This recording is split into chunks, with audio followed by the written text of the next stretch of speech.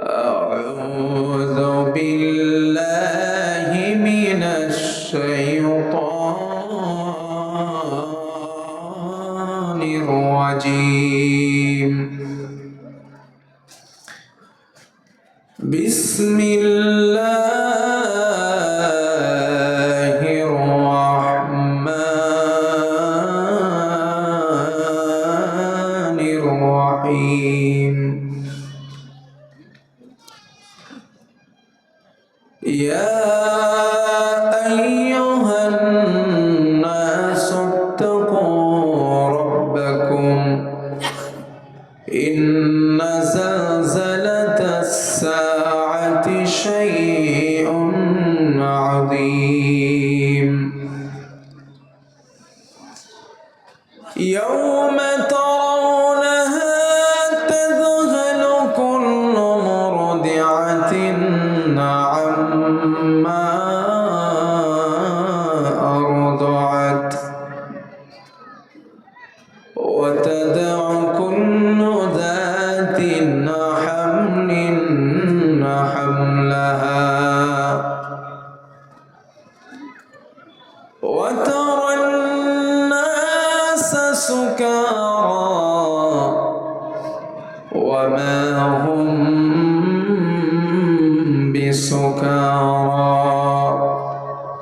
ولكن عذاب الله شديد. وقال تعالى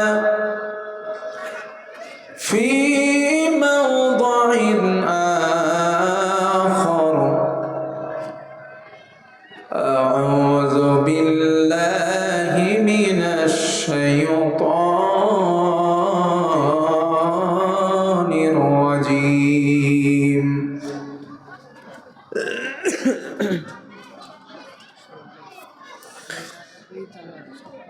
كل نفس ذائقة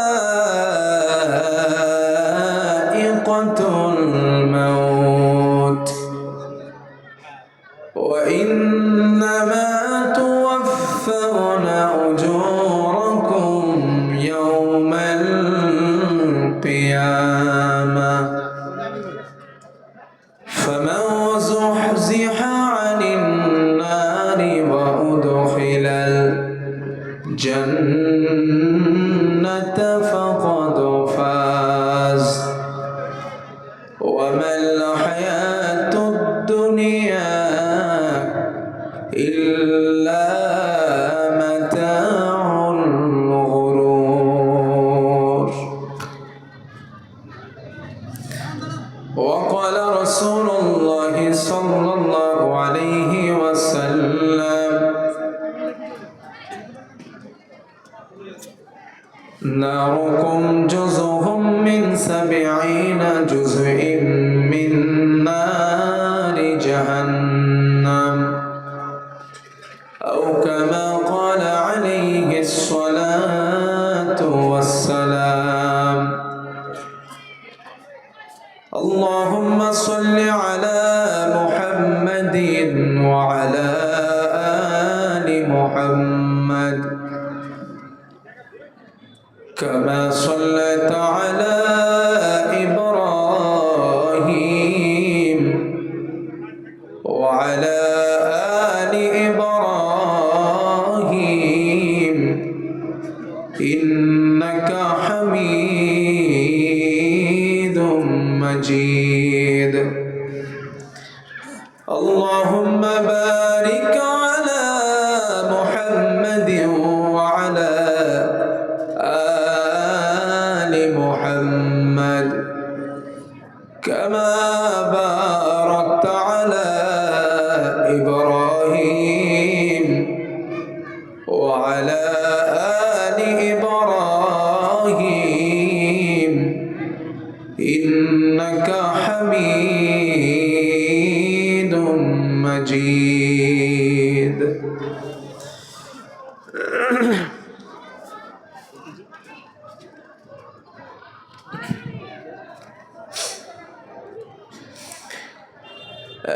একদিন তোমারি নাম মসজিদে হবে এলান। একদিন তোমারি নাম মসজিদে হবে এলান। তৈরি থেকো তৈরি রেখো কবরের মাল সামান। একদিন তোমারি নাম মসজিদে হবে এলান। একদিন তোমারি নাম মসজিদে হবে এলান। তৈরি থেকো তৈরি রেখো কবরের মাল সামান। একদিন তোমারি নাম মসজিদে হবে এলান। একদিন তোমাকে পরিয়ে কাফন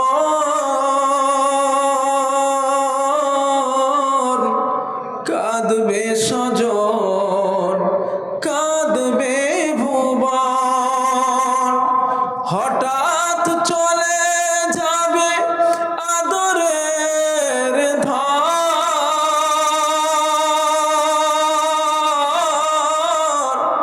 কাঁদবে বাবা মা আত্মীয় স্বজন।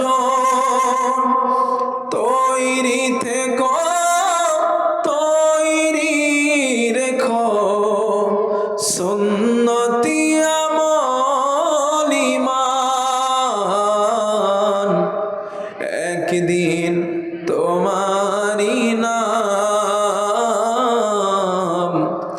মসজিদে হবে এলান। একদিন তোমারি নাম মসজিদে হবে এলান। তৈরি থেকো তৈরি রেখো কবরের মাল সামান। একদিন তোমারি নাম মসজিদে হবে এলান। الجنة فقد فاز وما الحياة الدنيا إلا متاع الغرور। জোরে বলেন আল্লাহু আকবার। আল্লাহ তাআলা বলে মানুষ এই পৃথিবীতে এমন কোন প্রাণী আমি আল্লাহ পাক বানাই নাই তৈরি করি নাই বান্দা যারা মারা যাবে না যাদের মারা যেতে হবে না। আল্লাহ পাক বলে মানুষ তোমরা যারা পৃথিবীর মধ্যে মখলুকাতের শ্রেষ্ঠ বান্দা তোমরাও মারা যাবা তোমাদেরকেও মারা যেতে হবে। এখন আমরা যদি বলি ও মালিক আপনি তো আমাদের বলেছেন লাকাদ খালাকনাল ইনসানা ফি আহসানি তাকওয়িম। আপনি আমাদের বলেছেন আমাদের আপনি পৃথিবীর সমস্ত জিনিসের মধ্য থেকে সুন্দর করে বানিয়েছেন। এত সুন্দর যাদের বানালেন আপনি তাদেরকে আবার মৃত্যু দেবেন কেন দেবেন? আল্লাহ আল্লাহ পাককে যদি কোশ্চেন করা হয় আল্লাহ জবাবটা দিয়ে দিলেন ওয়া ইন্নামা তুওয়াফাউনা উজুরাকুম ইয়াওমাল কিয়ামাহ ফামান যুহজিহা আনিন নারি ওয়া উদখিলাল জান্নাতা ফাকাদ ফাজ। আল্লাহ তাআলা বলে মানুষ এই জন্যই তোমরা মারা যাবা, এই জন্য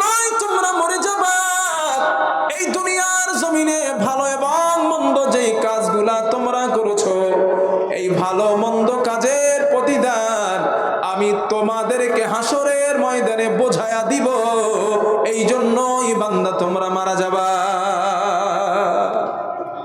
কথাটা কি বুঝেছেন আমার? না বোঝেন নাই। ডেকোরেটর ভাই কোথায় আছেন? ওই তো আছেন। একটুখানি ইকো কমাতে হবে হালকা, আর একটু ক্লিয়ার চাই আওয়াজটা। ঠিক বলছি তো? এখন যদি বক্তা শ্রোতাদের মেজাজ না বোঝে তাহলে বক্তা হইলাম কেন?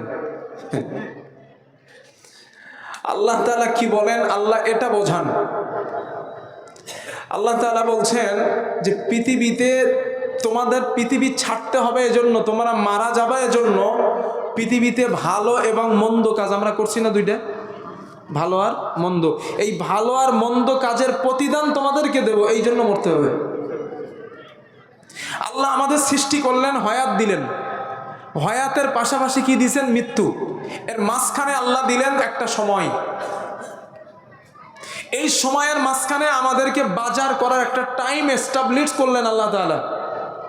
আম্মা আমি বাকি বিল্লার কাছে 500 টাকা দিয়েছি, একটা প্যাকেট বলেন তো আপনারা, প্যাকেট থলে, এই যে থলি বা প্যাকেট ওটা দিয়েছেন, আর একটা ফর্দ লিখে দিয়েছেন কি কি বাজার করবা, ফর্দ দিয়েছে। আমি বাজারে গেলাম, ওকে ভাই ঠিক আছে, আমি বাজারে গেলাম, বাজারে যাওয়ার পর আম্মা আমার কাছে ফর্দটা দিয়েছেন, বাজারে গেলাম, বাজারে গিয়ে আম্মার দেওয়া ফর্দটা বার করলাম। ফর্দের মধ্যে লেখা আছে আলু নিবা 2 কেজি, আমি নিয়েছি পেঁয়াজ 2 কেজি। আম্মা লিখেছে পটল নিবা 500, আমি নিয়েছি উচ্ছে 500। আম্মা লিখেছে চিকেন নেবা 100 গ্রাম, আমি নিয়েছি গরুর গোশত 100 গ্রাম, বিফ নিয়েছি 100। আপনারা বলেন বাড়িতে যাওয়ার পরে পিটুনি আছে না নাই? জোরে বলেন। কারণ আম্মা এই জন্য পেটাবে আমাকে, কারণ লিখে দিয়েছেন আমাকে যে এই লিস্ট করে দিলাম, লিস্ট অনুযায়ী কাজ করবা, বাজার করবা। এখন আমি লিস্ট দেখে ইচ্ছাকৃত ভুল বিপরীত বাজার করলাম, এমনি তো পিটুনি আছে। আল্লাহ তাআলা এটাই সিস্টেমটা একই। পৃথিবীতে পাঠালাম, হয়াত আর মউত দিলাম, মাঝখানে সময় এস্টাবলিশ করলাম, কারো 60 বছর, কারো 70 বছর, কারো 80 বছর, কারো 50 বছর, ইত্যাদি ইত্যাদি। আর সঙ্গে একটা কোরআন নামীয় ফর্দ ধরাইয়া দিস, কোরআন নামীয় লিস্ট ফর্দ দিয়ে দিলাম, এটা করবা ওটা করবা না, এটা কিনবা ওটা কিনবা না, পুরো লিস্ট আমি তোমার কাছে দিলাম। বান্দা কোরআন এই লিস্ট অনুযায়ী বাজার করো, আমি নিয়ামত পরিপূর্ণ জান্নাত দিব। আর কোরআন দেওয়া লিস্ট ফর্দ বিরুদ্ধে যদি বাজার করো, লেখা আছে সুদ খাবা না, ব্যবসা করো, তুমি ব্যবসা ছেড়া সুদ খেয়েছো, এই বিপরীত বাজার করবা তো পানিশমেন্ট আছে। সিম্পল হিসাব, এখানে ঝামেলার কিছু নাই। ফর্দ কোরআন আল্লাহ দিয়েছেন, লিখে দিয়েছেন এইটা করবা ওটা করবা না, ওটা খাবা ওটা খাবা না, এটা নিবা ওটা নিবা না, সবগুলো লিখে দিয়েছেন। এরপরেও যদি বিপরীত যায় পানিশমেন্ট তো আছেই। এখানে আল্লাহরে দোষ দিয়ে তো লাভ হবে না। আমার বন্ধুগণ, এই জন্য আল্লাহ তাআলা বলেন আল্লাযী খালাকাল মাউতা ওয়াল হায়াতা লিয়াবলুয়াকুম আইয়ুকুম আহসানু আমালা ওয়া হুয়াল আজিজুল গফুর। আল্লাহ তাআলা বলেন বান্দা শোনো, হায়াত বানালাম, মউত বানালাম, হায়াত আর মউতের মাঝখানে সময় একটা বেঁধে দিলাম, এই সময় নির্দিষ্ট করলাম আমি রব্বুল আলামিন, এই জন্য নির্দিষ্ট করে দিলাম লিয়াবলুয়াকুম আইয়ুকুম, আমি দেখতে চাই তোমাদের মধ্যে আমলের ব্যাপারে আহসানু আমালা, উত্তম আমল, ভালো আমল বেশি বেশি কে করতে পারো, এটা দেখার জন্য দুনিয়ার মধ্যে সময় তোমাদের জন্য বেঁধে দিলাম।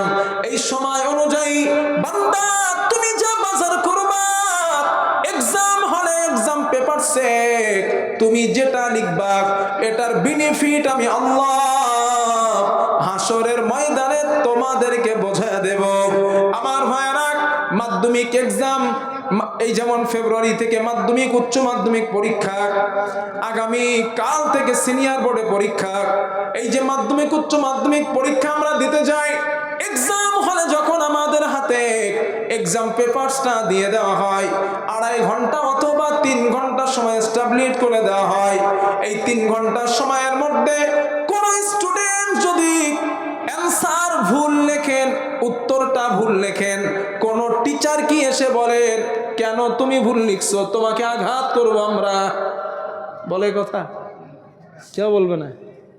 অথবা কোনো ছেলে যদি সঠিক লেখেন না, বা চমৎকার, ভেরি গুড ম্যান, তুমি দুরন্ত লিখছো, এটা কেউ বলে না। এই 3 ঘন্টা সময় আমার আমানত, আমার যা ইচ্ছা আমি তাই লিখবো, কোনো সমস্যা নাই। স্যার বসে থাকবে, দেখবে আমি ভুল লিখছি, তারপরেও স্যার একটা কথা আমাকে বলবে না। রেজাল্ট আউটের দিন বোঝা যাবে। আল্লাহ বলে 60 বছর সময় দিছি, ভালো মন্দ যা ইচ্ছা কর, খারাপ কাজ করবি ফেরেশতা এসে পিটুনি দিবে না, কারণ তুই এক্সাম হলে। খারাপ কাজ করবি, কেউ পিটুনি দিবে না, কারণ তুই এক্সাম হলে।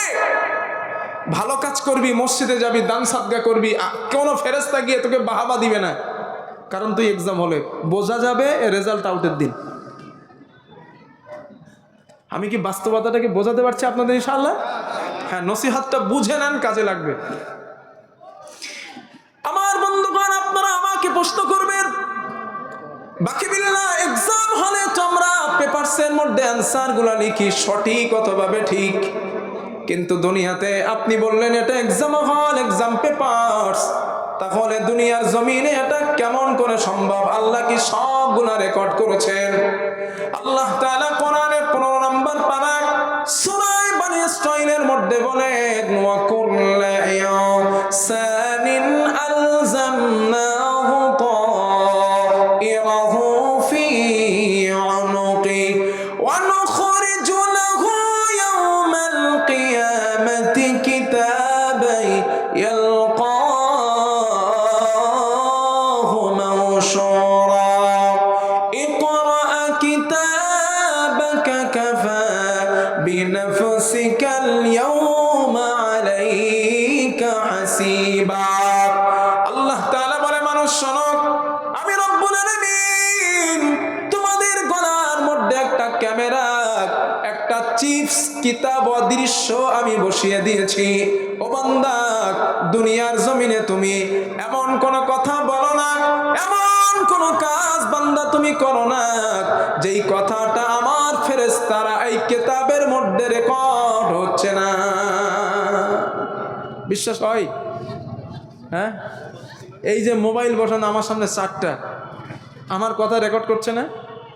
আমার হাত নাড়া, আমার কথা বলার বাচন ভঙ্গি, আমার ঠোঁট নাড়ার সিস্টেম পদ্ধতি সবগুলো রেকর্ড হচ্ছে। একটু মনে করলেই ভাইরা প্লে ডাউন করে চালাতে পারবে। তো এই যে ক্যামেরা আমার কথাগুলো ধারণ করছে, আমাদের গলার মধ্যে এরকম একটা ক্যামেরা বসানো আছে, অদৃশ্য চিপস মেমোরি বসানো আছে। পৃথিবীতে যা করি, যা বলি সবগুলো রেকর্ড হচ্ছে এর মধ্যে, কিন্তু দেখা যায় না। আর দেখা যায় না এটা এক প্রকার ভালো, কারণ আমরা যা বাঙালি মানুষ, যদি ওই ক্যামেরা মেমোরি দেখা যাইতো হয়তো অপারেশন করে মোবাইলে লাগাই দিতাম। দেখা যায় না, এক প্রকার ভালো আছে। আল্লাহ পাক বলছেন আছে, তুমি যা করো দুনিয়াতে সবগুলো রেকর্ড হয়ে যায়। আমি যখন আপনাদের মুর্শিদাবাদে আসছি, রাস্তায় দেখলাম অনেকগুলো রেড সিগন্যাল আছে না, রেড সিগন্যাল, ন্যাশনাল হাইওয়ে আছে। ওই রেড সিগন্যালের পাশে আবার ট্রাফিক পুলিশও আছে, কিন্তু রাত্রে যখন রিটার্ন করব তখন এই রেড সিগন্যালের পাশে আর পুলিশ থাকবে না, শুধু রেড সিগন্যাল, মানুষ নাই, ট্রাফিক নাই, ট্রাফিক ছাড়াই রেড সিগন্যাল। এখন আমি যদি ওইখানে না দাঁড়াই, গাড়ি ওভার স্পিড করে রেড সিগন্যাল ক্রস করি, আমার খবর আছে না? হ্যাঁ, মাঝে মাঝে হয়েছে আমার এরকম। মানে যখন দুটো, এখন তো আর দুটো জলসা আমি করি না, আগে করতাম। যখন শরীরের একটু তেজ ভালো ছিল তখন 2-3টে পর্যন্ত মেরিস মাহফিল, অসুবিধা হয় নাই। তো এখন আর পারা সম্ভব, লেকিন কষ্ট নেওয়াটা, চাপ নেওয়াটা সম্ভব হয় না, কারণ মাদ্রাসা আছে, বিভিন্ন চাপ পড়ে গেছি, তো আর হয় না ওটা। তো নাইটে একটা করি আলহামদুলিল্লাহ। তো যখন দুটো জলসা করতাম তো একটা থেকে আর একটা টাইমের ব্যাপার থাকতো, রাত্রে 2টো বাজে, 1:30 বাজে। তো ওই সময় যখন গাড়ি ওভার স্পিড করবো, কেউ তো নাই, ড্রাইভারে বললাম চালায় দেন। কিছু সময় পরে দেখি আমার ফোনে মেসেজ এসছে, আমি আমার ভাষায় বলছি, মশাই রাত 2:32:33 অমুক জায়গা থেকে রেড সিগন্যাল ক্রস করেছেন, মেহরবানি করে 500 টাকা জরিমানা দেন। চিন্তা করলাম, আমল নামা কে ধারণ করলো রে? ওখানে তো কেউ নাই, কোনো ক্যামেরা স্টাফম্যান নেই ওখানে, শুধু একটা রেড কালারের লাইট মাথায় ঢুকলো, ওর মধ্যে বসানো আছে ছোট্ট একটা ক্যামেরা লেন্স। ওটা আমার গাড়ি ওভার স্পিড করাটাকে, আমার আমল নামাটাকে ধারণ করে ফেলেছে। প্রিয় ভাইরা, আপনারা আমারে বলেন, এই ক্যামেরা, এই লেন্স বোঝা, তৈরি করা, আবিষ্কার করা, বুদ্ধি, মেধা, প্রজ্ঞা, শক্তি যে রব দিয়েছেন, ওই আল্লাহ কি মানুষের গলায় অদৃশ্য ক্যামেরা বসাইতে পারেন না? জোরে বলেন। আল্লাহ পাক পারেন। আল্লাহ পাক বলছেন আমি বসা দিছি, এর মধ্যে আস। আমার বান্দারা, কিয়ামতের দিন ওই ক্যামেরা তোমার সামনে আমি ওপেন করে দিব, তোমার সামনে আমি চালায় দিব। আর আল্লাহ বলেন আমি চালানোর পর তোমাকে বলবো ইকরা কিতাবাক, বান্দারে আজ তুই তোর আমলনামা দেখ, তোর আমলনামাটা তুই পড়। আর কাফা বিনাফসিকাল ইয়াউমা আলাইকা হাসিবা, বান্দা তুই হিসাব করে নে, আজ নিজের হিসাব বান্দা নিজেই করে নে। তুই জান্নাতে যাবি না জাহান্নামে যাবি, সবগুলা তোর সামনে আমি ওপেন করে দিলাম, চালায়া দিলাম। ও বান্দা, দুনিয়াতে যা করেছো রাতের আধারে কেউ দেখে নাই, তোমার ক্যামেরা ওটা কেউ ক্যামেরা করে নিয়েছে। দুনিয়ার জমিনে এমন অনেক মানুষ আছে দেখবেন, অন্যায় করেছে, চুরি করেছে, ধরা পড়েছে, এরপরেও স্বীকার করে না আমি চুরি করছি। আছে না এরকম মানুষ? এমন এমন বাটপার লোক যদি কিয়ামতের দিন, যেহেতু অন্যায় যদি প্রমাণিত হয়ে যায়, অপরাধ যদি প্রমাণিত হয়ে যায়, জাহান্নাম ছাড়া তো কোনো রাস্তা নাই, জাহান্নাম ছাড়া কোনো পথ নাই। কৌশল করে দেখি আল্লাহর সামনে থেকে বাঁচা যায় কিনা। এমন লোক যদি বলেন আল্লাহ ক্যামেরার মধ্যে রেকর্ড হয়ে গেছে, দুনিয়ার জমিনে আমি বন্ধুদের সঙ্গে এক জায়গায় বসে মদ পান করেছিলাম, এই কথাটা রেকর্ড হয়ে আছে, আল্লাহ আমি তো জীবনে মদ খাই নাই, আপনার ক্যামেরা হ্যাং করার কারণে ভুলভাল উঠে গেছে। এটা জাস্ট লজিক দিচ্ছে, আল্লাহ কত জ্ঞানী এটা বোঝানোর জন্য। বান্দা যদি যুক্তি পেশ করেন, আল্লাহ যদি কিছু সময়ের জন্য মেনে নেন, ক্যামেরা হ্যাং করার কারণে ক্যামেরায় ভুল রেকর্ড হয়ে গিয়েছে, বান্দা তুমি কি মনে করো আমার কাছে শুধু ক্যামেরায় তোমার আমলনামা রেকর্ড করেছে? না না, 2 নাম্বার সাক্ষী তোমার জন্য হাজির। ওয়া ইন্না আলাইকুম লাহাফিযিন কিরামান কাতিবিন ইয়ালামুনা মা তাফআলুন। আল্লাহ তাআলা বলে, মানুষ আমি রব্বুল আলামিন তোমাদের সঙ্গে 2 জন সম্মানিত লেখককে নিয়োজিত করে দিয়েছি। এই দুনিয়ার জমিনে এমন কোন কথা বলো না, এমন কোন কাজ বান্দা করো না যেটা ওই 2 জন সম্মানিত লেখক লিখে রাখে না। নাম কি তাদের? তাই না? আচ্ছা, এই যে শুনছেন কোথায় আপনারা যে কিরমান কাতিবিন, তাদের নাম ওয়াজে শুনছেন না? আচ্ছা, কোরআনে তো ওদের নাম বলা হয় নাই তো, কিরমান কাতিবিন। চিন্তা করতেছেন হুজুর একটা আনছি শুধু পেজ লাগাই, কেন পেজ লাগায় না? ভুল ছিল এতদিন, আপনাদের বলি ভুলটা ভেঙে যাবে। এই যে কিরমান কাতিবিন, আমরা এতদিন জানি 2 জন ফেরেশতার নাম না।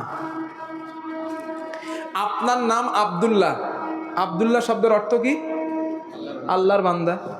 এখন আল্লাহর বান্দা কি কারণ নাম হয়? নাম কি? আব্দুল্লাহ। আল্লাহ বলেন কিরমান, সম্মানিত, কাতিবিন, লেখক। 2 জন সম্মানিত লেখক তোমাদের কাছে রেখেছি। আরবিতে কি বলছি? কিরমান কাতিবিন। অর্থ কি দেয়? সম্মানিত লেখক। তো সম্মানিত লেখক কারো নাম হয়?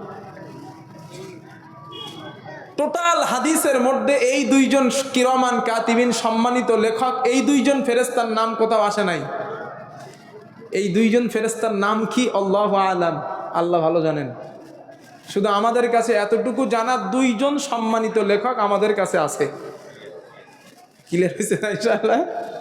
এরকম অনেক ভুল আমাদের মজলিসে হয়, আমরা সেটা ভুরুক্ষেপ করি না। হুজুর মানুষ তো, হুজুর স্টেজে বসছে, যেটা বলে সেইটা ঠিক। আর একটা কথা আপনাদের জিজ্ঞেস করি, এই যে মুসা পয়গম্বর, মুসা আলাইহিস সালাম একজন ব্যক্তিকে মেরেছিলেন, মারার কারণে লোকটা মারা গিয়েছিল, তাই না? শোনা আছে না? আচ্ছা বলেন, মুসা নবী কি মারছিল লোকটারে? কি মেরেছিল? পুরো টাটকা ভুল। মনে করতেছেন হুজুর আপনারা তো দেখে ছোড়া মতো মনে হয়, ছোট মানুষ তো এত ভুল ধরেন। সেই বুড়ো শুনতে শুনতে বুড়ো হয়ে গেছি যে মুসা নবীর এক চড়ে লোকটা মরে গেছিল।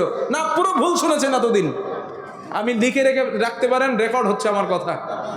কালকের ওলামায়ে কেরামরা শুনবেন, পবিত্র কোরআন সূরা আল কসাস।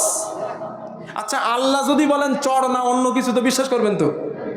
এখন কথা বলেন, আল্লাহ যদি বলে ওটা চড় না, আমি বাকি বিল্লাহ বলছি না, আল্লাহ বলছেন ওটা চড় না, চড় যারা শুনছো ওরা ভুল শুনেছো। মুসা নবী চড় মারে নাই। সূরা আল কসাসের 2 নম্বর ছাপাটা দেখবেন। এই পুরো সূরা আল কসাসের মধ্যে আল্লাহ মুসা নবীর আলোচনা করেছেন। আলোচনা করতে করতে এক পর্যায়ে আল্লাহ বলেছেন ফাওয়াকাদাহু মুসা। আরবিতে কদা শব্দের অর্থ হলো ঘুষি মারা। কদা মানে কি? এটা জোরে বলেন। চড়ের আরবি আলাদা, ঘুষির আরবি আলাদা। আল্লাহ বলেন আমার মুসা ফাওয়াকাদাহু মুসা, আমার মুসা ওই কিপ্তি তথা ফেরাউনের লোককে ঘুষি মেরেছিল। ফাকাদা আলাই, লোকটা সাথে সাথে মারা যায়। মুসা নবী আল্লাহুম্মা ইন্নী যালামতু নাফসি, পরের আয়াতে এসেছে আল্লাহুম্মা ইন্নী যালামতু নাফসি, হে আমার রব আমি আমার নফসের প্রতি জুলুম করেছি, ফাগফিরলি, তুমি আমারে ক্ষমা করে দাও। আল্লাহ বলেন ফাগফারা লাহু, ও মুসা তোমাকে ক্ষমা করা হলো। সুবহানাল্লাহ।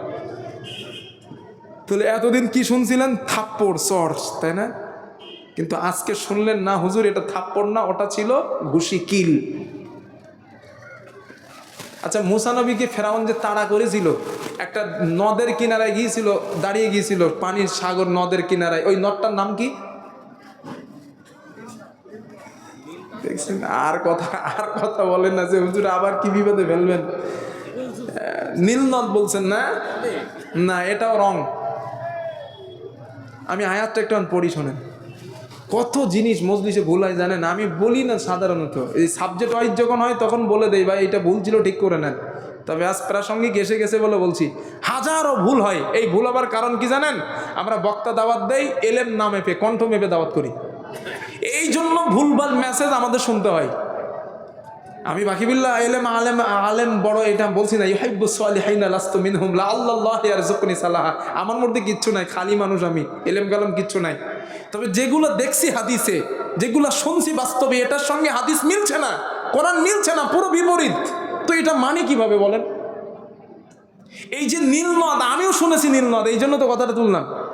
এই যে নীলনদ যিনি বলছেন পুরো ভুল, কারণ ওনার পড়াশোনার অভাব। আল্লাহ কোরআনে বলেছেন ওয়াজাওয়াজনা বিবানি ইসরাঈল আল বাহর। এই যে বাহারুন, এই বাহারুন শব্দটা আসছে আরবি সিজনুর শব্দ থেকে, যার অর্থ দেয় সমুদ্র, সাগর, দরিয়া। আপনারা আমার কথার সাথে একমত হবেন, নীলনদ এতটা সরু, যারা ভালো সাঁতার জানে হাঁপুট জুড়ে পার হতে পারবে। দেখছেন না গুগলে, এই ইয়েতে অনলাইনে দেখেছেন না, নীলনদ সরু আছে একদম। ভালো যে সাঁতার জানে ও নীলনদ পার হতে পারবে। আল্লাহ কি বলছেন? আমি সাগরে ডুবে ফেরাউনকে মেরেছিলাম, ওর লোক লস্করকে মেরেছিলাম, তো ওটা যদি নীল নদী হবেন তো ওরা মরল কেন? সরু তো, পার হয়ে যেতে পারতো। লজিক্যাল তো এটাই বলে। আল্লাহ কোরআনে বাহরুন বলেছেন দরিয়া, সাগর। সাগর কাকে বলা হয়? যার এদিক থেকে আরেক দিক দেখা যায় না, তাকে আরবিতে কি বলে? বাহরুন, দরিয়া। তাফসিরের কিতাবে এসেছে মুসা আলাইহিস সালাম এবং তার সঙ্গী যে সাগরের পাশে ছিলেন ওটা ছিল লোহিত সাগর। ওটা কি সাগর? লোহিত সাগর। ওটা নীলনদ না, ওটা লোহিত সাগর। আল্লাহ এগুলো আমাদেরকে সঠিক করার তৌফিক দান, বলেন আমিন। আচ্ছা, স্ত্রীর পায়ের নিচে, স্বামীর পায়ের নিচে স্ত্রীর বেহেশতে কেটা কেটা শুনেছেন? এই মর্মে কোনো হাদিসই নাই। সই তো পড়ে মরুক, দুর্বল কোনো হাদিস নাই, কিন্তু আমাদের জলসাগুলো অ্যাভেলেবেল এই বক্তৃতাগুলো দেওয়া হচ্ছে। স্বামীর পায়ের নিচে স্ত্রীর বেহেশতে। এখন স্বামীদের পকেট ভারী হয়ে গেছে, বাড়ি গিয়ে বলছে তোর পায়ের নিচে বেহেশতে আমার খেদমত কর। হায় রে মুসিবত! দাসী বানায় রাখছেন, গোলাম বানিয়ে রেখেছেন। না, এটা হাদিসই নাই, রসুল জীবনে এমন কথা বলেন নাই। হ্যাঁ, স্বামীর অধিকার স্ত্রীর ঊর্ধ্বে অনেক আছে, এতে সন্দেহের জায়গা নাই। তবে স্ত্রীর পায়ের, স্বামীর পায়ের নিচে স্ত্রীর বেহেশতে, এ কথা রাসূল হাদিসে কোথাও বলেন নাই। হাদিস এসেছে এটা ঘোড়া কি বানায় দিয়েছে। দেখেন, এক সাহাবা নবীর কাছে আসলেন, এসে বললেন, হুজুর আমি জিহাদে যেতে চাই, অনুমতি দেন, শহীদ হব, জান্নাতে যাব। নবীজি বললেন, তোমার মা বেঁচে আস? সাহাবা জিজ্ঞাসা করলেন, বললেন, নাম হ্যাঁ ইয়া রাসূলুল্লাহ, মা বেঁচে আস। নবী বলেন, ইযহাব, চলে যাও, ফাকরিমাহা, তোমার মায়ের কাছে, ফাইন্নাল জান্নাতা তাহতা রিজলাইহা, তোমার মায়ের দুই পায়ের নিচে আল্লাহর জান্নাত অপেক্ষা করছে, মাকে সেবা করো, জান্নাতে চলে যাবা। তাহলে হাদিস আছে কি মায়ের পায়ের নিচেই সন্তানের বেহেশত, আর বানায় দিলাম কি স্বামীর পায়ের নিচেই বেহেশত। আল্লাহ কথাগুলো বোঝার তৌফিক দেন, বলেন আমিন।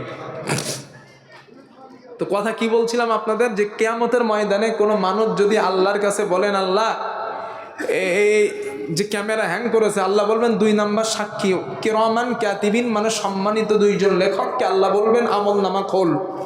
আমল নামা খোলা হবে, ক্যামেরায় যেটা রেকর্ড ছিল ফেরেশতাদের খাতায়ও সেটা রেকর্ড। বান্দা যদি বলেন, আল্লাহ রাতের বেলা তো ফেরেশতারা ঘুমায় পড়ছিল, ঘুমের ঘরে ভুল লিখে ফেলেছে, যদি এ যুক্তি পেশ করে, আল্লাহ বলেন 3 নাম্বার দলিল, ইয়ালামু খাইনাতাল আয়ুন ওয়া মা তুখফিস সুদূর, আমি কি তোরে বলি নাই অন্তঃকরণে কাকে নিয়ে ভাবো, কল্পনা জল্পনা করো, এটা দুনিয়ার কেউ জানতে পারে না, আমি আল্লাহ জানতে পারতাম। চশমার ভিতর দিয়ে, সানগ্লাস দিয়ে, 8 চোখে কোথায় তাকাও, কি খেয়ানত করো, এটা দুনিয়ার কেউ জানে না, জানেন একমাত্র আল্লাহ পাক। আল্লাহ বলেন, আমি সাক্ষী দিতে করছি ওটা।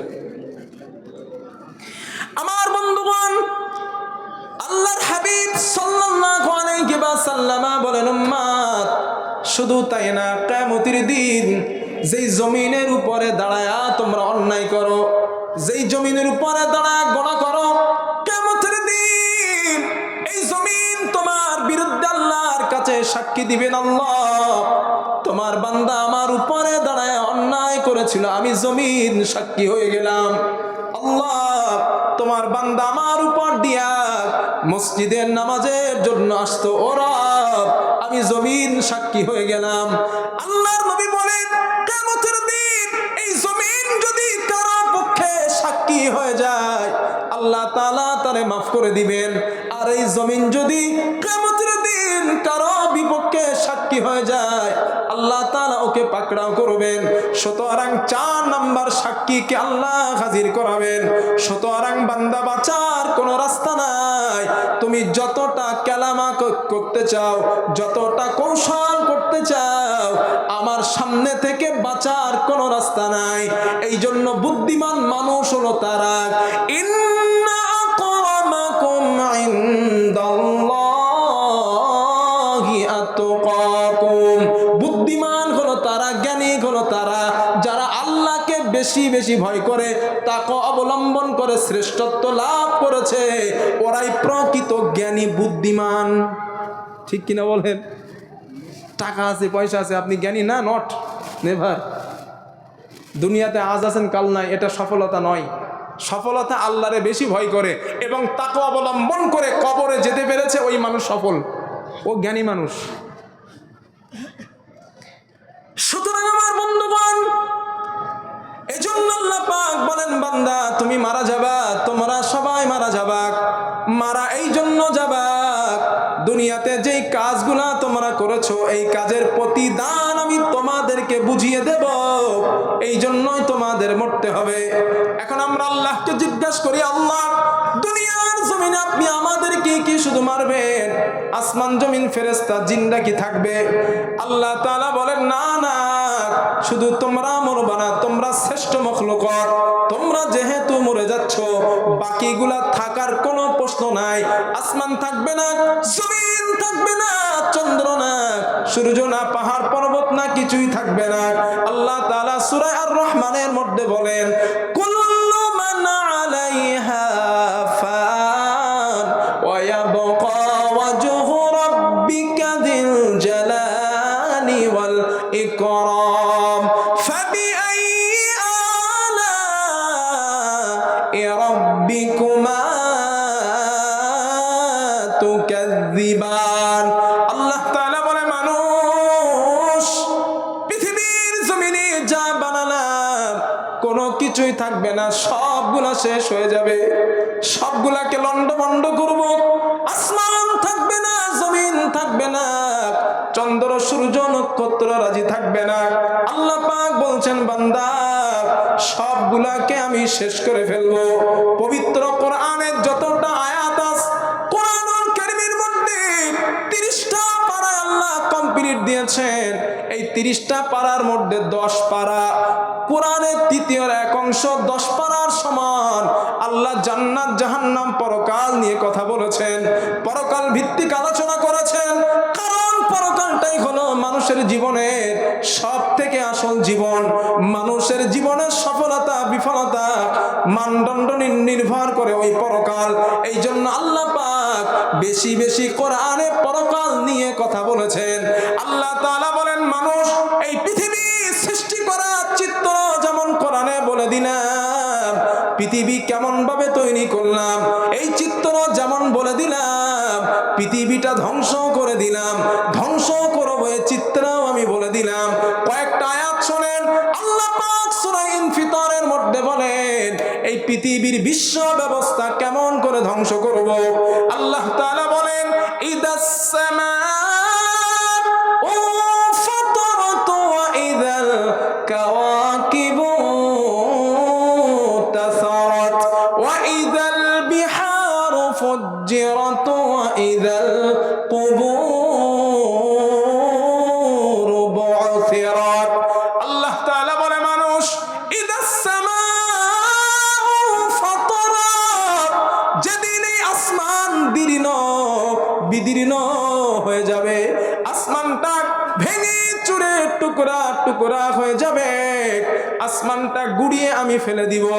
কাতাইয়িস সিজিল লিল কুতুব, কিতাবের পৃষ্ঠা যেমন একটা থেকে আর একটা উল্টে যায়, একটা থেকে আর একটা পড়ে যায়, একটা থেকে আর একটা যেমন বান্দা তোমরা উল্টাও, আল্লাহ বলেন আসমান গুলারে আমি একটা থেকে আর একটা আমি এইভাবে ফেলে দিব। বিশ্বাস হয়? আল্লাহ বলেন একটার উপর আর একটা, এর মানে আসমান কিন্তু একটা না, ঠিক না? যেহেতু আল্লাহ বলেন একটার উপর আর একটা, এর মানে আসমান কয়েকটা আছে। আল্লাযী খালাকা সাবআ সামাওয়াতি তিবাকা মা তারা ফি খালকির রাহমানি মিন তাফাউত ফারজি'ল বাসারা হাল তারা মিন ফুতুর। আল্লাহ তাআলা বলেন বান্দা শোনো, আসমান বানালাম একটা নয়, দুইটা নয়, তিনটা নয়, আসমান বানালাম আমি 7টা। কটা? 7টা। ওই আসমান এমন বানালাম কোন খুঁত তোমরা পাবা না, ফাটার চিহ্ন নাই, ফাটার দাগ নাই, এধরো খেধরো নাই, কোন জায়গায় উঁচা নিচু নাই, সমতল আকাশ দেখতে পাবা।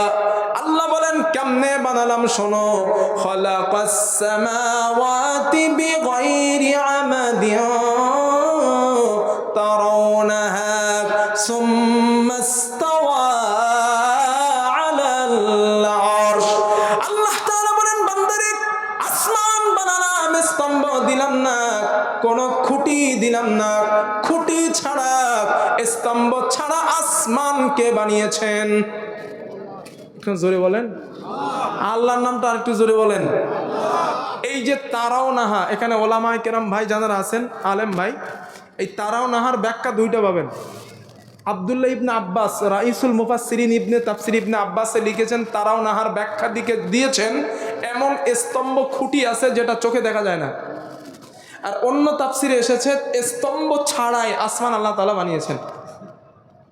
এই তারাও নাহা তোমরা চোখে দেখো না, অথবা স্তম্ভ ছাড়া আসমান বানিয়েছেন। আল্লাহ বলেন এই আসমান কিয়ামতের আগে কাতাইয়িস সিজিল লিল কুতুব, কিতাবের পৃষ্ঠার মতো একটা একটা থেকে আরেকটা ঠাস ঠাস করে আমি জমিনের উপরে ফেলে দিব। এই আসমান যে আল্লাহ ফেলে দিবেন ভেঙে যাবে, তো আসমান বানানো হয়েছে কি দিয়ে? বিজ্ঞানের বাবা বলতে পারে নাই, বিজ্ঞানের বাবা বলতে পারে না আসমান কি দিয়ে বানানো হয়েছে, কারণ আসমানে ওরা যেতে পারবে না। কিন্তু রসুল পাক যিনি বিজ্ঞান আকারে লেখাপড়া করেন নাই, কোনো ভার্সিটিতে ছাত্র আকারে পৃথিবীর কোনো মানুষের কাছ থেকে জ্ঞান অর্জন করেন নাই, ওই মানুষটা বলে দিয়েছেন আসমান কি দিয়ে বানানো হয়েছে। সুবহানাল্লাযী আসরা বিআবদিহি লাইলাম মিনাল মাসজিদিল হারাম মিনাল মাসজিদিল হারাম ইলাল মাসজিদিল আকসা ইলাল মাসজিদিল আকসা আল্লাযী বারাকনা হাওলাহু লিনুরিয়াহু মিন আয়াতিনা ইন্নাহু হুয়াস সামিউল বাসীর। জোরে বলেন আল্লাহু আকবার। আল্লাহ তাআলা অতীত বরকতপূর্ণ সত্তা সেই মহান রব, যিনি তার বান্দা মুহাম্মদুর রাসূলুল্লাহ সাল্লাল্লাহু আলাইহি ওয়াসাল্লামকে পৃথিবীর মসজিদুল আকসা থেকে প্রথম আসমান, দ্বিতীয়, তৃতীয়, চতুর্থ, পঞ্চম, ষষ্ঠ, সপ্তম আসমান আল্লাহ তাআলা নিয়ে গেলেন। আল্লাহ নবী বলেন, তাফসীর ইবনে কাসিরও তথ্যটা পাবেন। আল্লামা ইবনে কাসির রাহিমাহুল্লাহ ওনার ইবনে কাসিরের মধ্যে নিয়ে আসছেন। আল্লাহর নবী বলেন, ও আমার সাহাবাদের দল, আমি যখন প্রথম আসমানে গেলাম, জিবরাইল আমার সঙ্গে প্রথম আসমানের দরওয়াজা খুলে দেওয়া হয়। আমি আসমানে যাওয়ার পরে দেখলাম আল্লাহ পাক আসমানটা বানাচ্ছেন স্বচ্ছ গ্লাস কাঁচ দ্বারা। কি দিয়ে বানিয়েছেন? জোরে বলেন না। বানানো না, নবী দেখে এসে বলছেন নিজে চোখে, আসমান কাঁচ দ্বারা বানানো হয়েছে। এই যে সূর্য আছে না, সূর্য, এই সূর্য কোথায় থাকে বলেন দিন? বিজ্ঞান কি বলছে সূর্যের ব্যাপারে? রসুল পাক সাল্লাল্লাহু আলাইহি ওয়াসাল্লাম বলেন, এই যে সূর্য, ওই সূর্যটা আল্লাহ তাআলা 7 তবক আসমানের উপরে সারা রাত সারাদিন আলো দিয়ে সন্ধ্যাবেলা ওই সূর্য আরশে আজিমের নিচেই সেজদায় পড়ে যায়। এটা হাদিস এসছে। 7 তবক আসমানের উপরে সূর্যটাকে টাঙানো আছে, ওইখান থেকে সূর্য পৃথিবীতে তাপ দেয়। নবীজি বলেন, আল্লাহ হুকুম দেন সকালবেলা ওঠো, তো উঠে যায়। যেদিন আল্লাহ হুকুম দিবেন না, সূর্য আর উঠবে না, পশ্চিম দিক থেকে উদিত হবে। নবীজি বলেন, সন্ধ্যাবেলা ওই সূর্য আল্লাহর আরশে আজিমে সেজদায় পড়ে যান। সাহাবারা প্রশ্ন করছেন, হুজুর তাইলে একটু জানতে ইচ্ছা করে, আপনি যে বলছেন 7 তবক আসমানের উপরে থাকে সূর্য, তো এই সূর্যের তাপ দুনিয়াতে আসে কেমনে 7 তবক আসমান ভেদ করে? নবীজি বলেন, পুরো আসমানটাই কাঁচ দিয়ে আল্লাহ বানিয়েছেন। 7 তবক আসমান কাঁচ দ্বারা বানানো। সাহাবারা বললেন, হুজুর আসমান কিরকম বড়? নবীজি বলেন, আমি জিবরাইলকে এই প্রশ্নই করছিলাম, প্রথম আসমান থেকে দ্বিতীয় আসমানটা একটু বড় বড় ভাব লাগে, তো কতটা বড়? জিবরাইল নবীজির হাতের আংটির দিকে ইশারা করে বললেন, হুজুর আপনার হাতের আংটিটা যদি সাহারা মরুভূমিতে ফেলে দেন, এই সাহারা মরুভূমির তুলনায় হাতের আংটিটা যতটা ছোট, দ্বিতীয় আসমানের তুলনায় প্রথম আসমান অতটা ছোট। আল্লাহ বলেন, কিয়ামতের আগে ওই আসমানগুলারে কাতাই সিজিল লিলিল কুতুব, কিতাবের পৃষ্ঠার মতো ঠাস ঠাস করে এক একটা জমিনে ফেলে টুকরা টুকরা করে ফেলবো। কি ভয়ঙ্কর, চিন্তা করেন না একবার। শুধু তাই না, এরপর আল্লাহ বলেন, ওয়াইদাল কাওয়াকিবুন তাসারাত, এই যে বিরাট তারকাগুলা তোমরা দেখতে পাচ্ছ, এই তারকাগুলো আমি বিক্ষিপ্তভাবে জমিনের উপরে ফেলে দিব। বিশাল বিশাল তারকা। এই যে পৃথিবীতে কি একটু দেখি না আমরা, তারকা বলে এরকম ছোট না? বলো, একটা এক্সাম্পল দেয়, শিক্ষিত ভাই আছেন, টাউন এলাকার মানুষ, একটা এক্সাম্পল দিই। পৃথিবীর সব থেকে যেই তারকাটা কাছের, ওই তারকার নাম বিজ্ঞানরা বলেছেন কোয়াক্সিমা সেন্ট্রাই। ওই কোয়াক্সিমা সেন্ট্রাইট নামক তারকাটা পৃথিবীর সব থেকে কাছে আছে। ওই তারকাটা কত বড়? বিজ্ঞানরা বলেছেন এই পৃথিবী থেকে 13 লক্ষ গুণ বড় হলো সূর্য। কত গুণ বলেন বলেন? 13 লক্ষ গুণ বড় সূর্য। যেই সূর্য পৃথিবী থেকে 13 লক্ষ গুণ বড়, ওই সূর্য খেয়ে হজম করতে পারে 3 কোটি পৃথিবীর সব থেকে কাছের তারকাটা। বানানো না ভাই, লেখা আছে বইতে। এই যে বিশাল বিশাল তারকা, আল্লাহ বলেন ওয়াইদাল কাওয়াকিবুন তাসারাত, কিয়ামতের আগে ওই তারকাগুলো বিক্ষিপ্তভাবে আমি দুনিয়াতে ফেলে দিব। এরপরে কি করব জানো? ওয়াইদাল বিহারু ফুজ্জিরাত, সমুদ্রের পানিগুলা উচ্ছ্বাসিত করব, সমুদ্রের পানিগুলাকে আমি উচ্ছ্বাসিত করে দিব। তাফসিরে এসেছে আল্লাহ তাআলা সমুদ্রের পানি জাহান্নামে নিক্ষেপ করবেন। আপনারা মনে করতেছেন তাইলে তো জাহান্নাম লিবে যাবে? না, দুনিয়ার পানিতে জাহান্নাম লিখবে না। এটা তো দুনিয়ার আগুন না যে পানি দিলে লিভে যাবে। ওয়াইদাল কুবুরু বুসিরাত, এরপরে আল্লাহ বলেন মাটির নিচে যা আছে কিয়ামতের আগে মাটি সবগুলোরে বার করে দিবে। যেমন বর্ষাকালে কেঁচো বার হয় না এমন করে, নবীজি বলেন আল্লাহ তাআলা কিয়ামতের দিন সব এইভাবে কেঁচোর মতো, পোকা পাকড়ের মতো বার করে দিবেন। আমার বন্ধুগণ, আল্লাহ পাক আরো বলেন ইদা যুলজিলাতিল আরদু জিলজালাহা ওয়া আখরাজাতিল আরদু আসকালাহা ওয়া ক্বালাল ইনসানু মা লাহা ইয়াওমাইযিন তুহাদ্দিসু আখবারাহা বিআন্না রাব্বাকা আওহা লাহা। জোরে বলেন আল্লাহু আকবার। আল্লাহ তাআলা বলেন মানুষ যখন যখন যেদিন যুলজিলাতিল আরদু জিলজালাহা, এই দুনিয়া প্রচন্ড কম্পন হতে থাকবে, প্রচন্ড কাঁপতে থাকবে। আল্লাহ বলেন ও আখরাজাতিল আরদু আসকালাহা, দুনিয়ার মধ্যে যেইগুলা লুকায়িত ছিল, অন্তরিত যা কিছু ছিল, আল্লাহ পাক বলেন এই দুনিয়া সবগুলাকে বার করে দিবে। দুনিয়ার কাঁপা দেখে মানুষগুলা দুনিয়াকে বলবে, দুনিয়া কি হলো তোর, কেন তুই কাঁপিস, দুনিয়া কেন কান্না করি, কেন কাঁপাকাঁপি করলি? আল্লাহ পাক বলেন দুনিয়া জবাব দিবে বিআন্না রাব্বাকা আওহা লাহা, আমি দুনিয়া এই জন্য কাঁপছি কারণ আমার আল্লাহ, আমার মহামান্বিত আল্লাহ, আমার রবের অর্ডার হয়ে গিয়েছে। আল্লাহ আমাকে কাঁপার জন্য হুকুম করেছেন, ভূমিকম্প দেওয়ার জন্য আল্লাহ পাক আমাকে অর্ডার করেছেন, এই জন্য আমি দুনিয়া কাঁপি। আল্লাহ পাক বলে মানুষ এই দুনিয়ার কাঁপনির মধ্য দিয়ে এই যে বিরাট পাহাড়গুলা তোমরা দেখো, ওই পাহাড়গুলা দুনিয়াতে আর থাকবে না। ওয়াহুমিলাতিল আরদু ওয়াল জিবালু ফাদুক্কাতা দাক্কাতাও ওয়াহিদা। আল্লাহ তাআলা বলেন এই পাহাড়গুলোর মধ্যে আর দুনিয়ার মধ্যে আমি আল্লাহ পাক সংঘর্ষ লাগা দিব। সংঘর্ষ লাগার কারণে আল্লাহ পাক বলেন সংঘর্ষ লাগানোর কারণে এই পাহাড়গুলা তুলার মতো তোমরা উঠতে দেখবা। লেপ বানান, বালিশ বানান তুলো দিয়া, একটানা দিয়ে যখন তুলাগুলা ফাঁপায় বাড়ি দেয়, আপনারা দেখবেন তুলার একটা অবশিষ্ট অংশ বাতাসের মধ্যে ওড়ে, ওড়ে না চাচাজি, ওড়ে।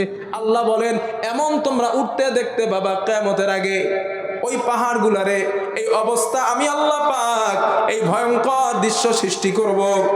আল্লাহ পাক বলেন শুধু তাই না, যে সূর্য আজ তোমাদেরকে তাপ দেয়, ওই সূর্যের মধ্যে আলো থাকবে না, সূর্য তার তাপটা হারায় ফেলবে। যেই চন্দ্র তোমাদেরকে আলো দেয়, ওই চন্দ্রের মধ্যে আলো থাকবে না, চন্দ্র তার আলোটা হারায় ফেলবে। আল্লাহ তাআলা কোরআনের মধ্যে বলেন ফাইদা বারিকাল বাসর ওয়া খাসাফাল কমারু ওয়া জুমিআশ শামসু ওয়াল কমার ইয়াকুলুল ইনসানু ইয়াওমাইযিন আইনাল মাফার কাল্লা লা ওয়াজার ইলা রাব্বিকা ইয়াওমাইযিনিল মুস্তাকার। জোরে বলেন আল্লাহু আকবার। আল্লাহ তাআলা বলেন বান্দা শোনো, এই সূর্য তার তাপ হারিয়ে ফেলবে, চন্দ্র তার আলো হারিয়ে ফেলবে। আল্লাহ বলেন চন্দ্র আর সূর্য একাকার হয়ে যাবে। এই দৃশ্যটা দেখার পর মানুষের চক্ষু ছানি পড়ে যাবে আর বলবে সূর্যের কি হলো, আলো কোথায় গিয়েছে, চন্দ্রের আলো কোথায় গেল, সূর্যের আলো নাই, চন্দ্রের আলো নাই। এই অবস্থা ভয় মানুষকে সৃষ্টি করে দেবে, এত পরিমাণে ভয় লাগবে। আল্লাহ পাক বলেন মানুষেরা বলবে ইয়াকুলুল يسأل يومئذ أين المفر আল্লাহ তাআলা বলেন মানুষেরা বলবে আজ পালাবো কোথায়, আজ ভাগবো কোথায়, আজ যাবো কোথায়। আল্লাহ তাআলা বলেন, আল্লাহ বলেন কাল্লা লা বান্দা না, না, পালানোর কোনো জায়গা নাই, ভাগবার কোনো জায়গা নাই, যাওয়ার কোনো জায়গা নাই। ইলা রাব্বিকা ইয়াউমা ইযিনিল মুস্তাকার, তোর রবের আশ্রয় ছাড়া, তোর আল্লাহর আশ্রয় ছাড়া আজ আর কোনো আশ্রয় নাই। প্রিয় ভাইরা, একটু চিন্তা করে দেখেন তো, ওই কিয়ামতের দিন যদি আল্লাহ কাউরে আশ্রয় না দেন তার অবস্থা কি হবে? আমি বাকি বিল্লাহ এক্সাম্পল নেন একটা, আমি বাকি বিল্লাহ, আমি আপনারা আমারে মেহমান হিসাবে দাওয়াত দিয়েছেন, আমি এসেছি, আপনারা আমারে ভালোবেসেছেন, এসেছি যেহেতু আপনাদের কথা রক্ষা করছি, আপনারা মহব্বত করেছেন, খাওয়িয়েছেন, আপনারা আমার সঙ্গে অনেকটা সময় কাটিয়েছেন, আমি আপনাদের সঙ্গে কাটিয়েছি, মিষ্টি কথাবার্তা হয়েছে, আপনারা আমাকে বসতে দিয়েছেন, সুন্দর বেডশিট বিছিয়েছেন। এগুলো কেন? আমি জবানটা রক্ষা করেছি বলে। যদি আমি দাওয়াত নিয়ে আজকের সন্ধ্যাবেলা বলতাম ভাই আমি যাব না, আপনারা কি করতেন? এই ভালো ব্যবহারটা কি থাকতো? ভালো ব্যবহারটা থাকতো না, কারণ আমি আপনাদের সঙ্গে বিপরীত কাজ করেছি, যেটা করার কথা ছিল ওই কাজটা সম্পূর্ণরূপে বিপরীত করেছি। এই জন্য আপনারা আমার প্রতি রাগান্বিত, আপনারা আমাকে খেতে দিবেন না, বসতে দিবেন না, আরও ঝামেলা করবেন। কথাটা জাস্ট এক্সাম্পল স্বরূপ বললাম, এবার মূলটা বোঝেন। পৃথিবীতে আমরা আল্লাহর সঙ্গে যে কানেক্টিভিটি রাখবো, যে সম্পর্ক রাখবো, এর বেনিফিট তদ্রূপ তেমনটাই পাবো। আল্লাহ ডাক দিয়েছেন আকিমিস সালাত, আজান হয়েছে নামাজে দৌড় দাও, টাইম অনুযায়ী নামাজে দৌড় দাও। আপনি টাইম অনুযায়ী আল্লাহর কথা শুনলেন না, তো আল্লাহ আপনারে খানা খাওয়াইবেই কেন? বসতে দিবেন কেন? আপনি তো আল্লাহর বিপরীত করছেন, আপনি তো আল্লাহর এন্টি হয়ে গেছেন। আল্লাহ বলছেন খবরদার সুদ খাবা না, আপনি সুদটাই খেলেন, আপনি আল্লাহর এন্টি হয়ে গেছেন। আল্লাহ বলছেন মিথ্যা বলবা না, আপনি মিথ্যা বলেছেন, আপনি আল্লাহর এন্টি হয়ে গেছেন। যা করছেন আল্লাহ যেটা বলেছেন সবগুলা এন্টি কাজ করেছেন। এখন আশা করছেন কিয়ামতের দিন আপনি আল্লাহর আশ্রয় নেবেন, এটা কি করে সম্ভব? যদি দুনিয়াতে একদিন মজলিস কামাই করার কারণে আপনারা আমারে বসতেই না দেন, খেতেই না দেন, তো এত ভরি ভরি অপরাধ আল্লাহর হুকুম লঙ্ঘন করার পরেও কি করে আশা করা যায় কিয়ামতের দিন আল্লাহর আশ্রয় আল্লাহ দেবেন? সিম্পল হিসাব ভাইজান, আল্লাহ বলে দিয়েছেন কাল্লা, আজ পালানোর কোনো জায়গা নাই, ভাগবার কোনো জায়গা নাই। ইলা রাব্বিকা ইয়াউমা ইযিনিল মুস্তাকার, তোর রবের আশ্রয় ছাড়া আজ আর কোনো আশ্রয় তোদের কাছে নাই, তোদের কাছে নাই। তাহলে আল্লাহর আশ্রয় তারা পাবে আল্লাহর হুকুম যারা মানে, তাই না? আল্লাহকে ভয় যারা করে তারাই আল্লাহর আশ্রয় পাবে। আল্লাহ তৌফিক দান, বলেন আমিন। আমার বন্ধুগণ, এটা হলো কিয়ামতের একটা ভয়ানক দৃশ্যের কথা আল্লাহ তাআলা কোরআনের মধ্যে বলেছেন। ও দুনিয়ার মানুষ, শুধু এইগুলা হবে না, ওই কিয়ামতের মাঠটা এতটা ভয়ানক হবে, যুবক ছেলেগুলা কিয়ামতের ভয়ে বৃদ্ধা মানুষে পরিণত হবে। আল্লাহ পাক বলেন ভয়ের কারণে মানুষের কলিজা খানা গলার কাছে চলে আসবে, এতটা ভয়ানক হবে ওই ময়দান। আম্মা জান আয়েশা সিদ্দিকা রাদিয়াল্লাহু তাআলা আনহা আল্লাহর নবীকে জিজ্ঞাসা করলেন, ইয়া রাসূলুল্লাহ, আপনি তো বলেছেন ওই কিয়ামতের দিন মানুষের পায়ে কোনো জুতা থাকবে না, মানুষের পরনে কোনো কাপড় থাকবে না, গায়ে কোনো জামা থাকবে না, মাথার উপরে কোনো ছাতি থাকবে না, কোনো টুপি নাই, কোনো তাজ নাই। ইয়া রাসূলুল্লাহ, ওই কিয়ামতের দিন মানুষের কি শরম করবে না? মানুষগুলার কি শরম করবে না? ইয়া রাসূলুল্লাহ, মানুষগুলা কি শরম লাগবে না? উলাঙ্গুলাঙ্গিন অবস্থায় দাঁড়ানো। আল্লাহর নবী বললেন, ও আমার বিবি আয়েশা, ওই কিয়ামতের ময়দান এতটা ভয়ানক, এতটা ভয়ঙ্কর ময়দান হবে, মানুষেরা একবার উপরের দিকে তাকাবে, নিচের দিকে তাকানোর সময়টুকু পাবে না। আয়েশা রে, এত ভয়ানক ময়দান হবে কিয়ামতের মাঠ। এই জন্য আল্লাহ তাআলা আল্লাহ রাসূলকে লক্ষ্য করে বলেন, ইয়া রাসূলুল্লাহ, ও আমার হাবিব, পৃথিবীর মানুষকে আপনি কিয়ামত সম্পর্কে সতর্ক করে দেন। ইয়া আইয়ুহান নাসু তাকু রাব্বাকুম ইন্না জালজালাতাস সাআতি শাইউন আযীম।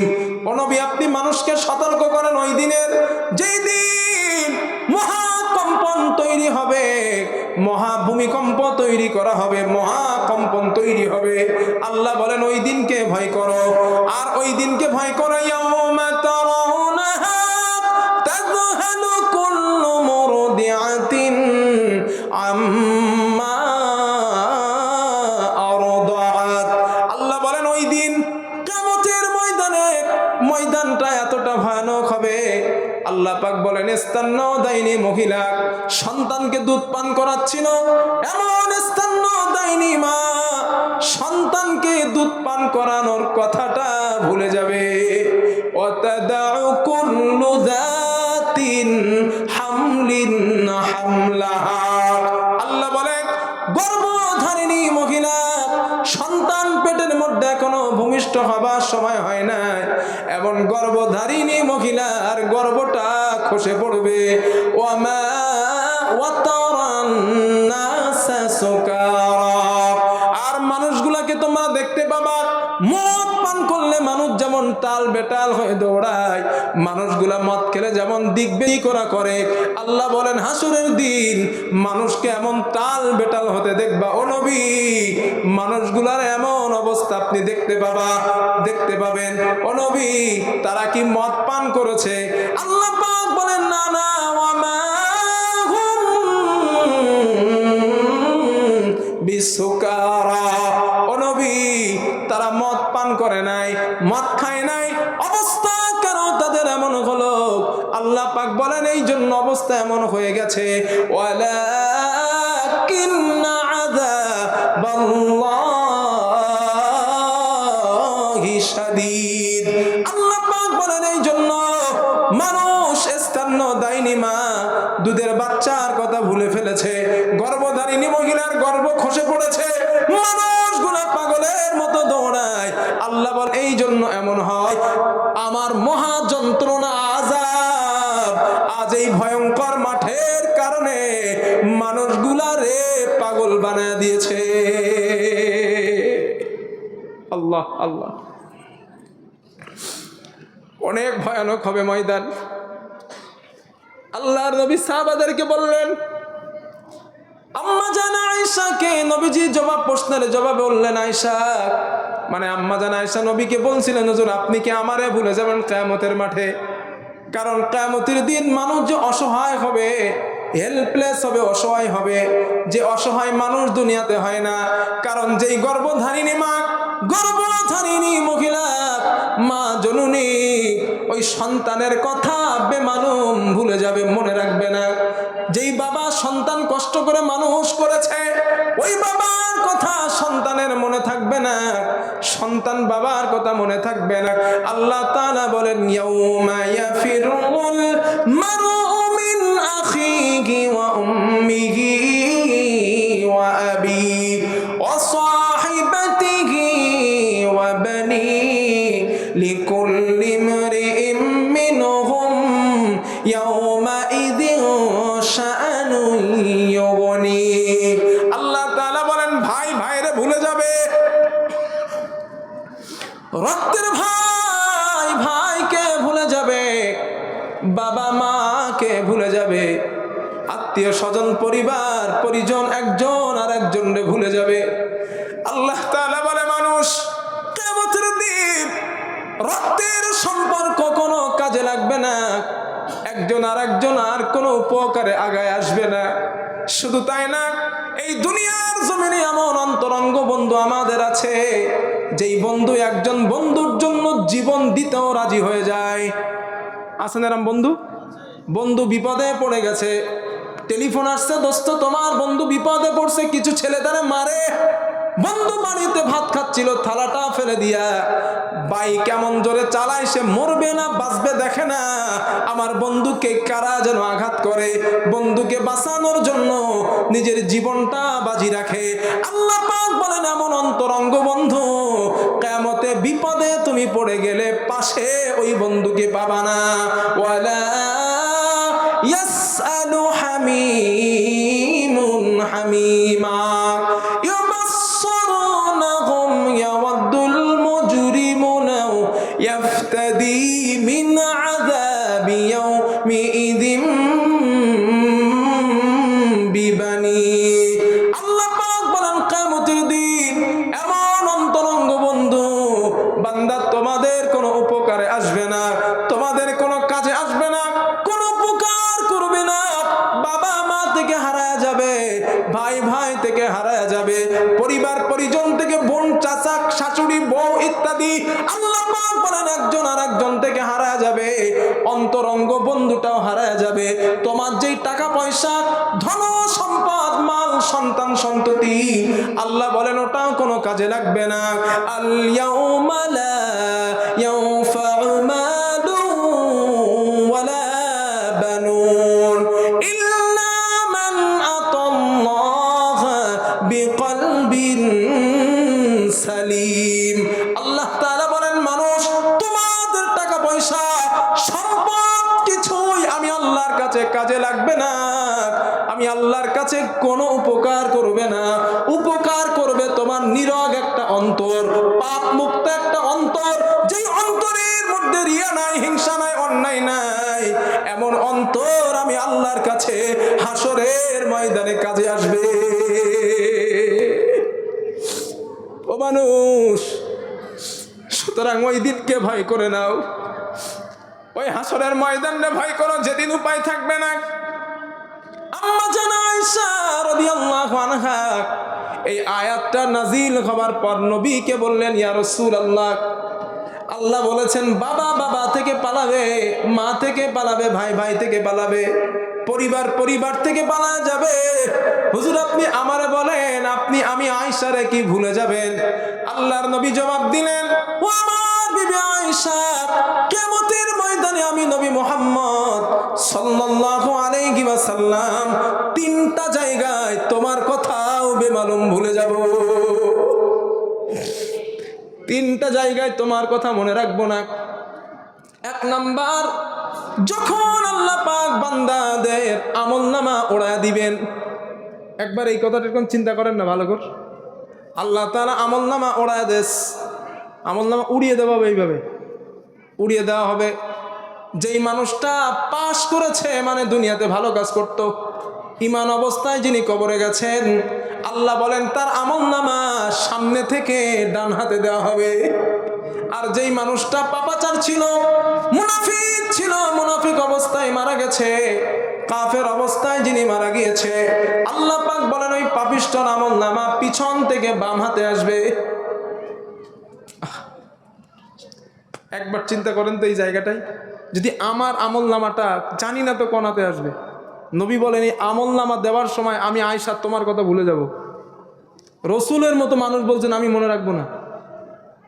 ওই আমলনামা দেওয়ার সময় আমি মুহাম্মদ আয়েশা তোমার কথা বেমালুম ভুলে যাব।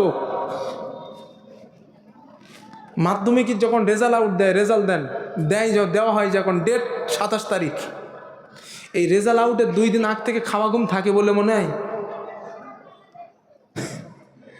হ্যাঁ আমি তো টেনশনে পড়ছিলাম, হ্যাঁ রে টেনশন, কী করবো, পাস হবে না, কবে কনফিডেন্স ছিল না পাস করবো। ফখর করে বলছেন আলহামদুলিল্লাহ আমার মাধ্যমিক উচ্চ মাধ্যমিক বিয়ে সব ফার্স্ট ক্লাস, কখনো গেলে দেখা দিন ইনশাল্লাহ। তো তারপরেও টেনশন, না পাস করবো না ফেল করবো, পাস করবো না ফেল করবো। আপনারা বলেন যদি ফেল করি আগামী বছর নেক্সট ইয়ারে চান্স আছে না নাই? কথা বলেন কেন? হ্যাঁ আছে না? এক্সাম দেওয়ার আবার সুযোগ আছে। এরপরও টেনশন, জানি সারা বছর যদি ফেল করি সারা বছর লেখাপড়া শেষ, আমার লাইফ শেষ, কিন্তু 1 বছর গেছে। আর ওই কিয়ামতের দিন আমলনামা আল্লাহ দিবেন মানে রেজাল্ট আউটের দিন, ওই রেজাল্ট আউট আল্লাহ দিবেন যদি আমলনামা বাম হাতে আসে মানে ফেল সার্টিফিকেট হয়, আর তো দুনিয়াতে রিটার্ন আসার চান্স নাই। ওই চিন্তা করে আল্লাহর সেজদা দিয়েছেন কতদিন? ভাত খান নাই কতদিন, টেনশন করেছেন কতদিন, আবেগ প্রবণতা হয়েছেন কতদিন, বলেন আমারে। আবার দাবি করি কি আমরা মুসলমান, জান্নাতের ভাত খাতে থাকবো। ফেরেশতারা বলে মরে দেখ।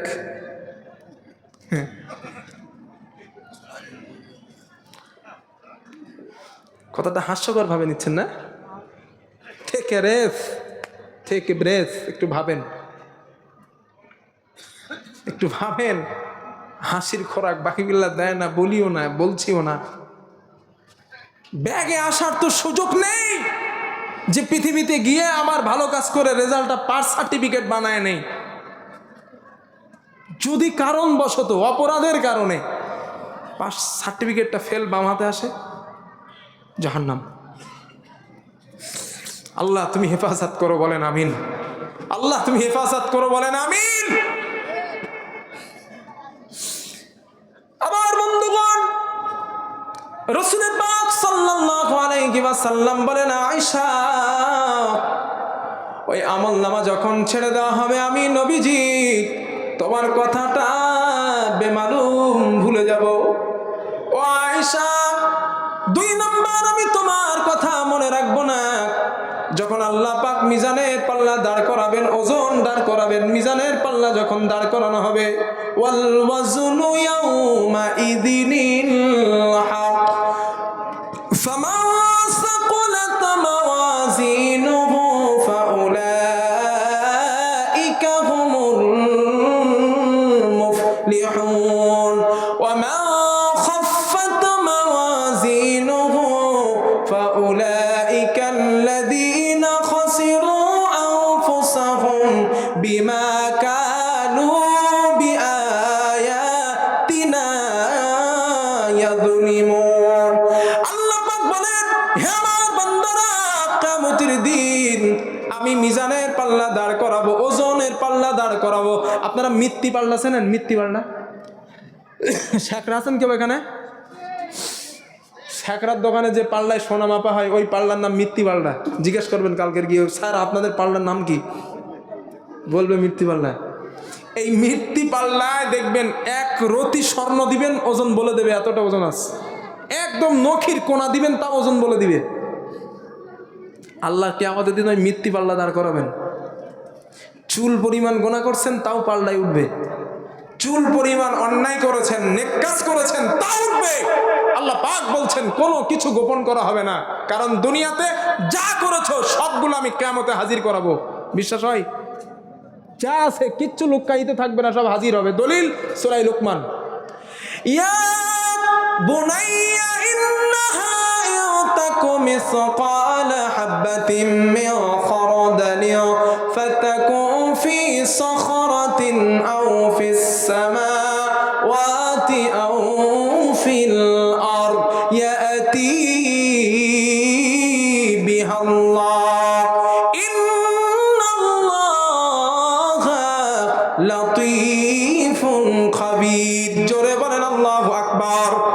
আল্লাহ তাআলা বলেন, বান্দা হযরত লুকমান তার সন্তানকে নসিহত করলেন, হে আমার কলেজার টুকরা সন্তান, আসমানের কোন জায়গায়, জমিনের কোন পরতে, মরুভূমির কোন দিশারিতে, পাহাড়ের কোন গিরিপথে সরিষার দানার থেকেও ক্ষুদ্র জিনিস যদি লুকায়িত হয়ে যায়, ইয়াতি বিহাল্লাহ, আল্লাহ ওটাকেও কিয়ামতের দিন আবার হাজির করাবেন। ইন্নাল্লাহা লাতীফুন খাবীর। আর আল্লাহ হলেন সূক্ষ্মদর্শী। আল্লাহ তাআলা কিয়ামতের দিন অনুপরিমাণ জিনিসকেও হাজির করাবেন। ফামান ইয়ামাল মিসকালা যাররাতিন খায়রান ইয়ারা ওয়া মান ইয়ামাল মিসকালা যাররাতিন শাররান ইয়ারা। আল্লাহ পাক বলেন, একটু চুল পরিমাণ ভালো কাজ করছো, দেখতে পাবা। এই যে জাররা, জাররা শব্দের অর্থ বর্তমান কিন্তু অণু দেবে, অণু। এখন আর সরিষা হবে না জাররার ব্যাখ্যা। আগের তাফসিরে দেখবেন জাররা মানে ও সরিষার দানা, কারণ ওই জামানায় জাররা সরিষার দানা সব থেকে ছোট। আর বর্তমান জামানায় সরিষার দানার থেকে ছোট অণু, যেটা খালি চোখে দেখা যায় না, মাইক্রোস্কোপ যন্ত্রের মাধ্যমে দেখতে হয়। এটা হবে বর্তমান জামানায় জাররার ব্যাখ্যা। আল্লাহ বলেন এতটুকু যাররা নেক কাজ করবা ওটাকেও দেখতে পাবা, এতটা পরিমাণ খারাপ কাজ করবা তাও দেখতে পাবা। এই আয়াত না মাঝে মাঝে আমার পাগল বানায় দেয়, বিশ্বাস করেন। বেরেন মাথা যন্ত্রণা হয় আমার মনে আসলে, যে আল্লাহ এতটুকু কাজ করছি যেটা আমি নকির কোনা মতো একদম একটুখান খারাপ কাজ করছি, আল্লাহ এটা তুমি দেখাবা হাসরের মাঠে, তাহলে আমি বাঁচবো কেমন আল্লাহ?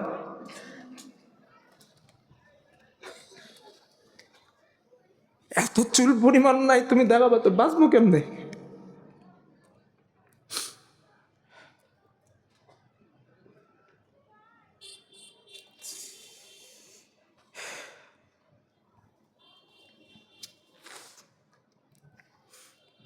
গোনা করা ছেড়ে দেন ভাই, ছেড়ে দেন।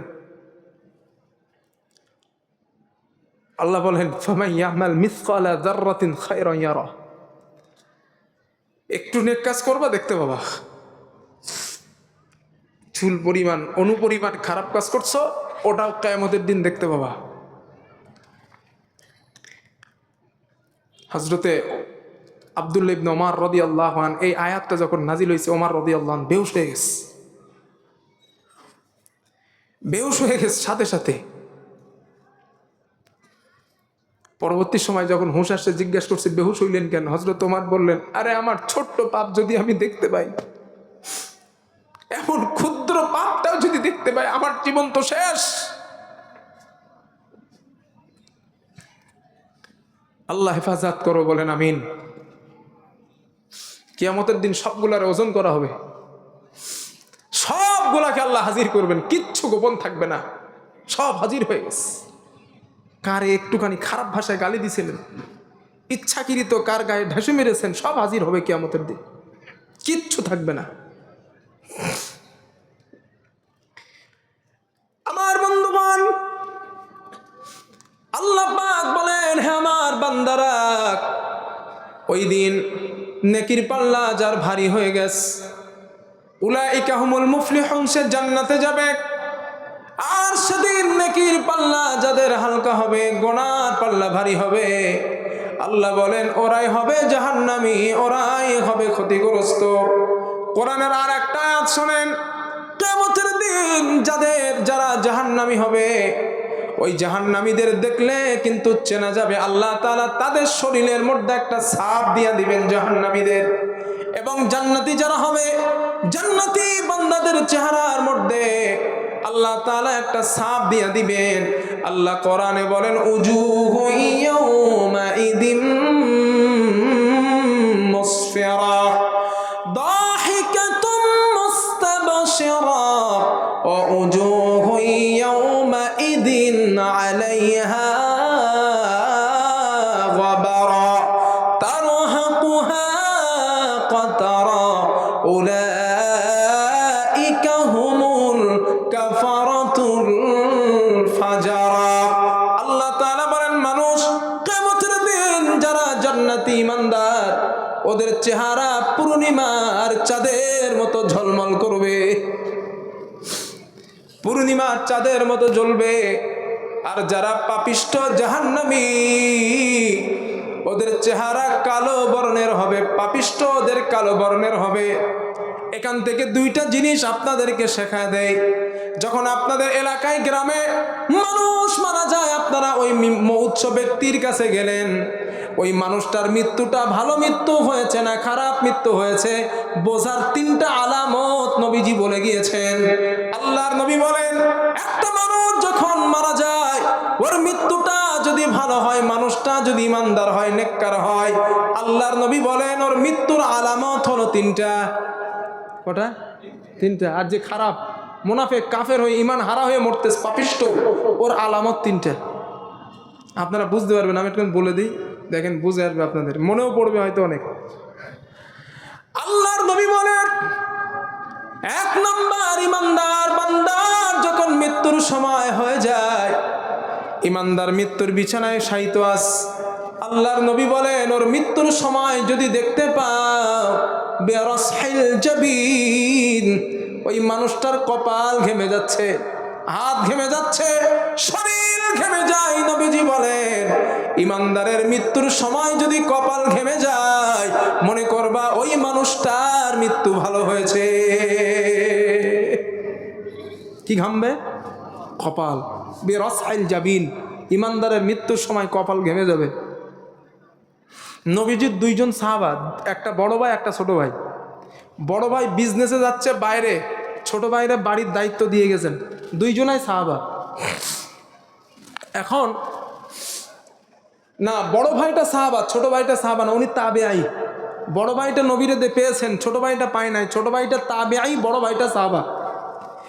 এখন ওই সাহাবা বড় ভাই বাজারে ব্যবসার কাজে গেছেন, ছোট ভাইকে সংসারের দায়িত্ব দিয়ে। আমরা এমনটা করি না?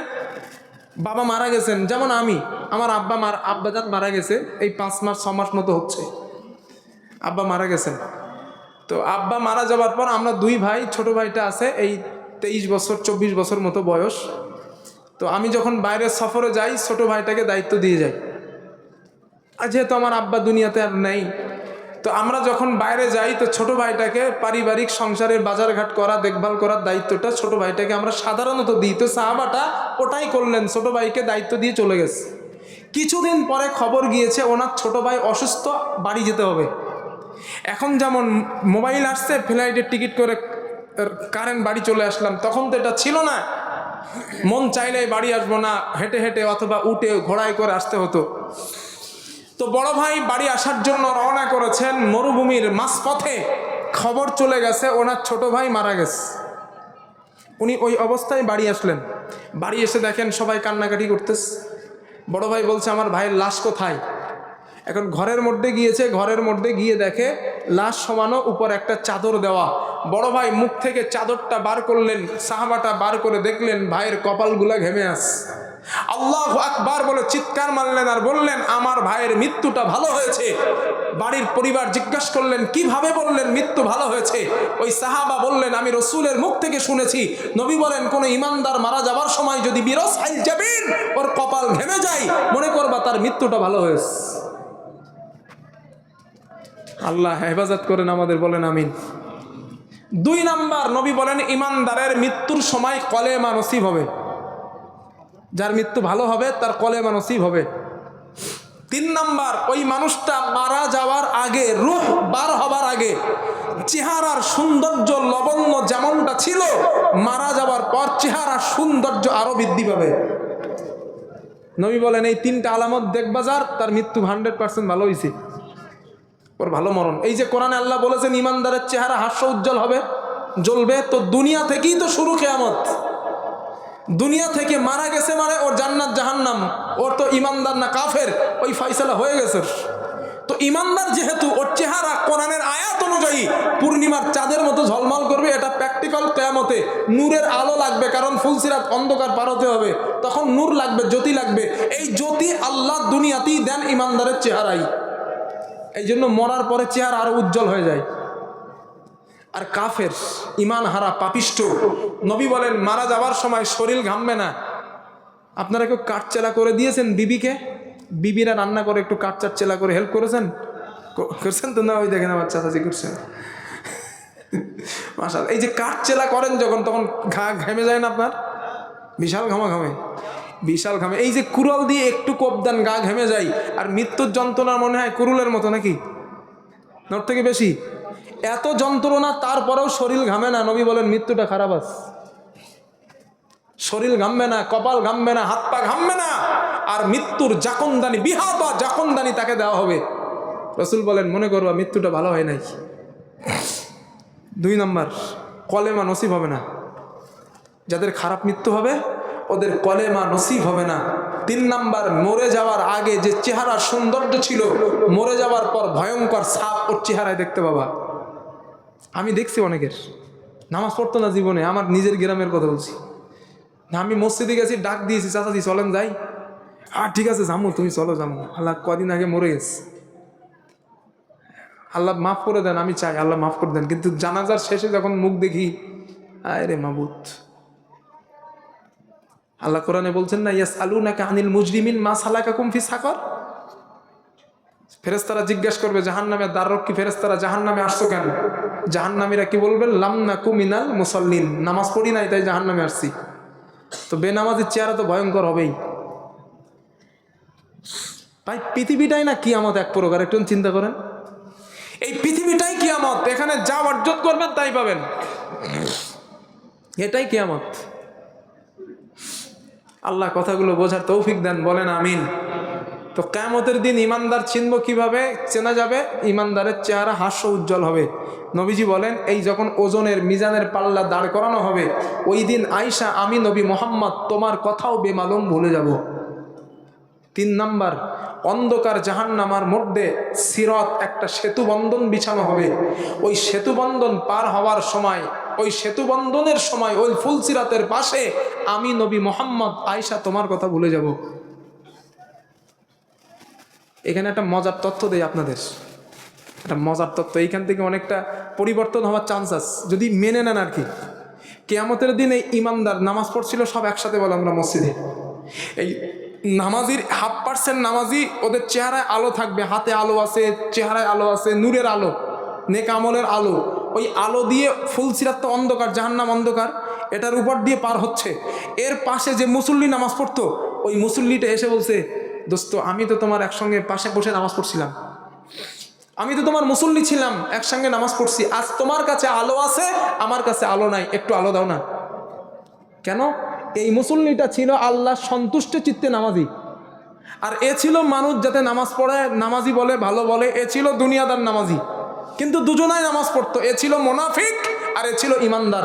এই মুনাফিকদের আলো আল্লাহ শেষ করবেন কিয়ামতের দিন। আর ওই মুনাফিকরাই বলবে, হুজুর ভাই আমি তো তোমার দোস্ত ছিলাম, চায়ের দোকানে একসঙ্গে বসে চা খাইছিলাম, মনে নাই, আজ একটু আলো দাও না, তোমার আলোয় আমি ফুলসিরাতটা পার হই।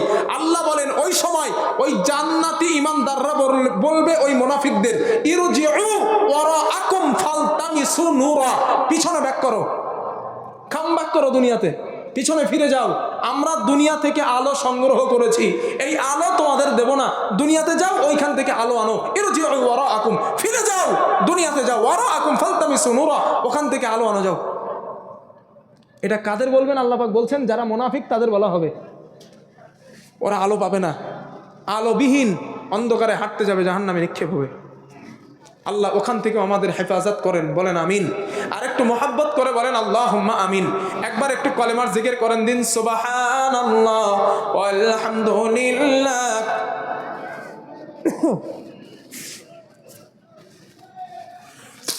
একটু বলেন না ভাই, কলেমার জিকির একটু করেন, সুবহানাল্লাহ ওয়ালহামদুলিল্লাহ ওয়ালা ইলাহা ইল্লাল্লাহ, লা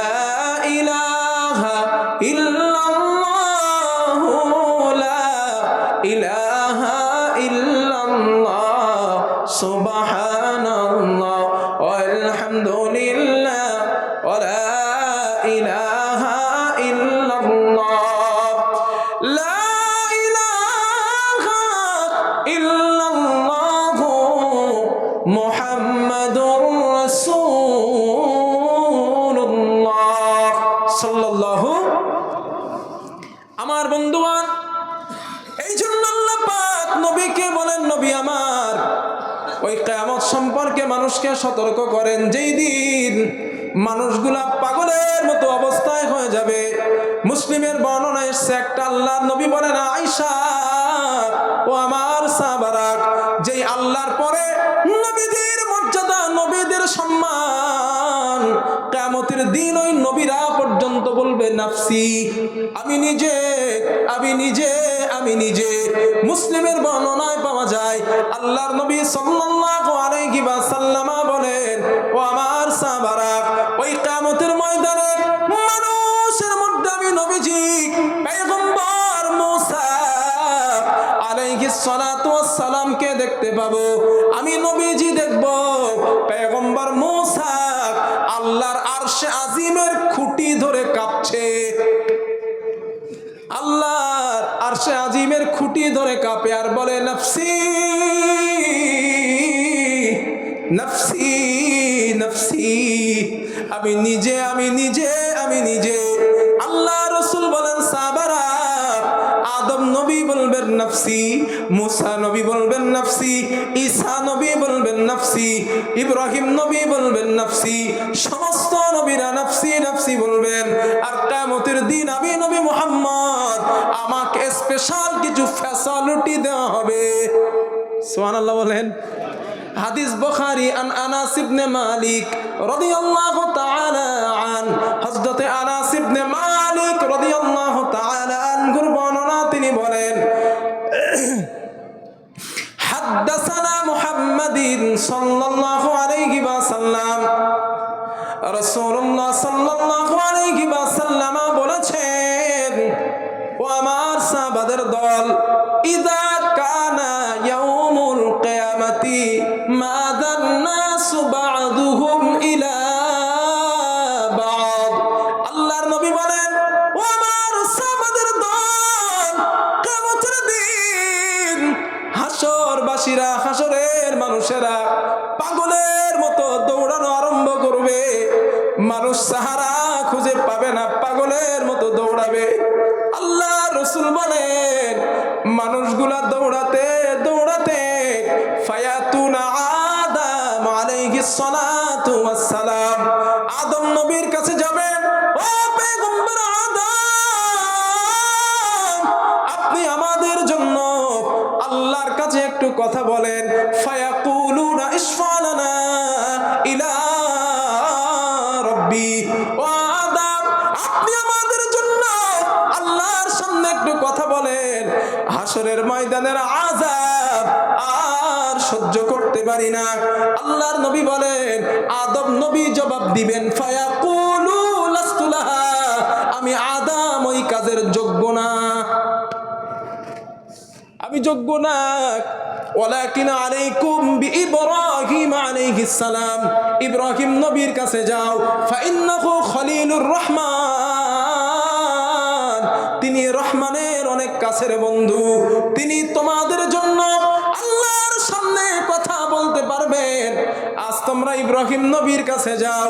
আল্লাহর নবী বলেন, সাহাবাদের দল ইব্রাহিম নবীর কাছে যাবেন। ফায়াতুনা ইব্রাহিম আলাইহিস সালাম, ইব্রাহিম নবীর কাছে যাওয়ার পর পয়গম্বর ইব্রাহিম নবীকে বলবেন, ও ইব্রাহিম, ফায়াকুলুনা ইশফালানা ইলা রাব্বি, আপনি আমাদের জন্য আল্লাহর সামনে কথা বলেন।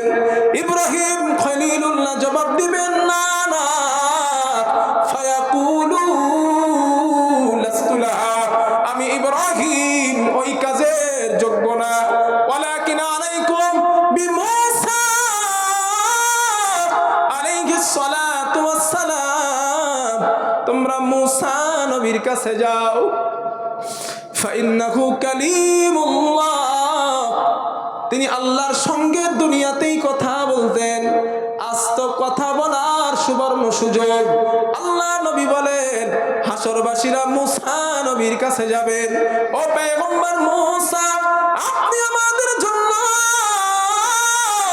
আল্লাহর সামনে কথা বলেন, এই আযাব আর সহ্য করতে পারি না। মূসা নবী জবাব দিবেন, না না, ফায়াকুলু লাস্তু লাহা, আমি মূসা ওই কাজের যোগ্য না। হাসরবাসীরা, ওয়ালাকিন আলাইকুম বিঈসা আলাইহিস সালাম, ঈসা নবীর কাছে যাও, কারণ ফাইন্নাহু রূহুল্লাহ ওয়া কালিমাতুহু, তিনি আল্লাহর দেওয়া রূহ, আল্লাহর দেওয়া কালিমা, তিনি তোমাদের জন্য আল্লাহর সামনে কথা বলতে পারেন। আল্লাহর নবী বলেন, ও আমার সাহাবাদের দল,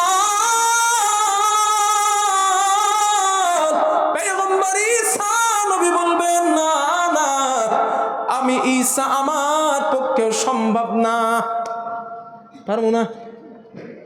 প্রশ্ন, হুজুর নবীরা তো মাসুম, ঠিক না? কথা বলেন না কেন? আজকে দুইটা জিনিস আমার কাছ থেকে শিখে রাখেন, দুইটা শব্দ শিখে রাখেন।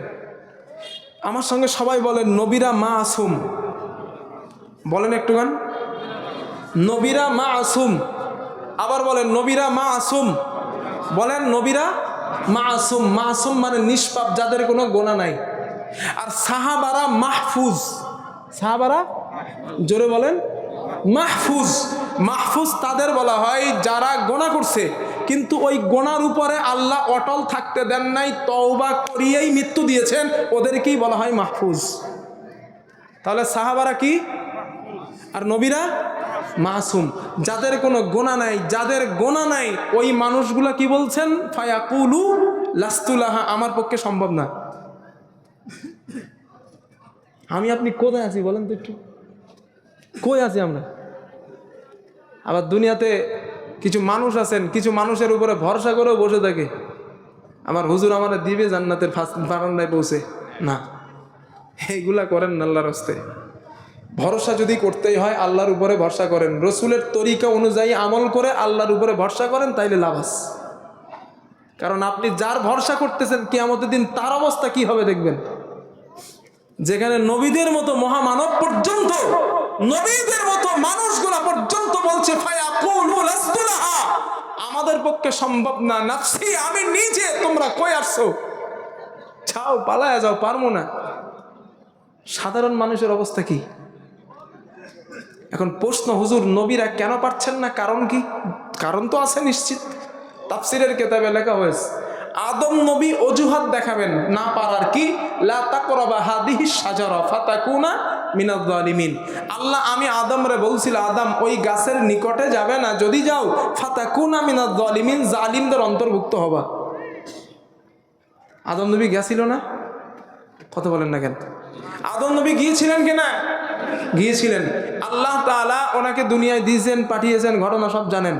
আদম নবী পয়গম্বর আলাইহিস সালাম সর্বশেষ একটা দোয়া করছিলেন, কি বলেন একটু গান? রব্বানা যালামনা। আমরা করি না ইনশাআল্লাহ, নামাজের শেষে দোয়া করি আমরা ওটা।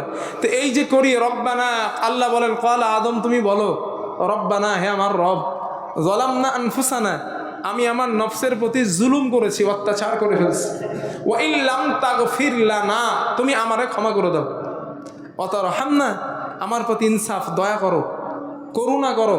কেন? লানাকুনান্না মিনাল খাসিরিন, না করলে আমি শেষ, আমি শেষ, আমি ধ্বংস। নবীজি বলেন আল্লাহ আদম নবীকে মাফ করে দিয়েছেন, ক্ষমা করেছেন, শুধু ক্ষমা করে নাই, আবার নবী বানিয়েছেন, কিয়ামতে ওনাকে জান্নাতেও নেবেন। সুবহানাল্লাহ বলেন। এরপরও টেনশন কি? আল্লাহ যদি জিজ্ঞাসা করেন আদম মানা করেছিলাম গাছের কাছে যাইতে, কেন গেছিলে? মাফ করেছেন ঠিক আছে, কিন্তু যদি জিজ্ঞাসা করেন, ভয়। ইব্রাহিম নবী বলবেন আমি পারবো না। কেন?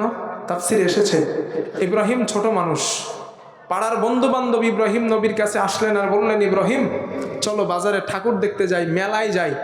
ইব্রাহিম নবী আসমানের দিকে তাকালেন, আল্লাহ বলেন ফানাদারা নাজরাতান ফিন নুজুম ফাকালা ইন্নী সাকিম। ইব্রাহিম নবী আসমানের দিকে তাকালেন আর বললেন ইন্নী সাকিম, আমি অসুস্থ, আমি মেলায় যাবো না, তোমরা যাও। আচ্ছা আপনারা বলেন তো ইব্রাহিম নবী কি অসুস্থ ছিলেন? হ্যাঁ, জেনে বলছেন না না জেনে? জেনেই বলছেন। আচ্ছা তাহলে কি উনি মিথ্যা বলেছেন? তা কি করে হয়? জেনে বলতেছেন ইব্রাহিম নবী অসুস্থ ছিলেন, আবার বলতেছেন না মিথ্যা বলেন নাই, তো কেমনে হয় এটা? তাফসিরে এসেছে এটাকে তাওলিয়া বলা হয়, মানসিকভাবে উনি অসুস্থ ছিলেন, কিন্তু গ্রামের লোকজন কি বুঝেছিল? ইব্রাহিম শারীরিক অসুস্থ, এই টেনশন ওনার। আল্লাহ যদি জিজ্ঞাসা করেন ইব্রাহিম তুমি বলেছিলে আমি অসুস্থ, ওরা বুঝেছিল তুমি শারীরিক অসুস্থ, কিন্তু তুমি মানসিক, ওরা তো বোঝে নাই, কেন মিথ্যা বলছিলে? কিন্তু আল্লাহ এটা জিজ্ঞাসা করবেন না ইব্রাহিমকে, নবীজি বলেছেন জিজ্ঞাসা করবেন না, কারণ হ্যাঁ ইনি সত্যিই বলছেন। এটাকে তাউলি, এটা ব্যবহার করা জায়েজ। আবু বকর আর রাসূল সাল্লাল্লাহু আলাইহি সাল্লাম দাঁড়িয়ে আস কাবার চাতবারে হাতিমের পাশে। উম্মে জামিলা তখন মাক্কি জীবন, উম্মে জামিলা মানে নবীর চাচি, আবু লাহাবের স্ত্রী।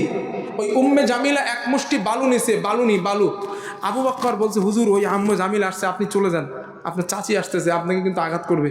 নবীজি বলে না রে দাঁড়াও না, আসতে দাও, আসুক।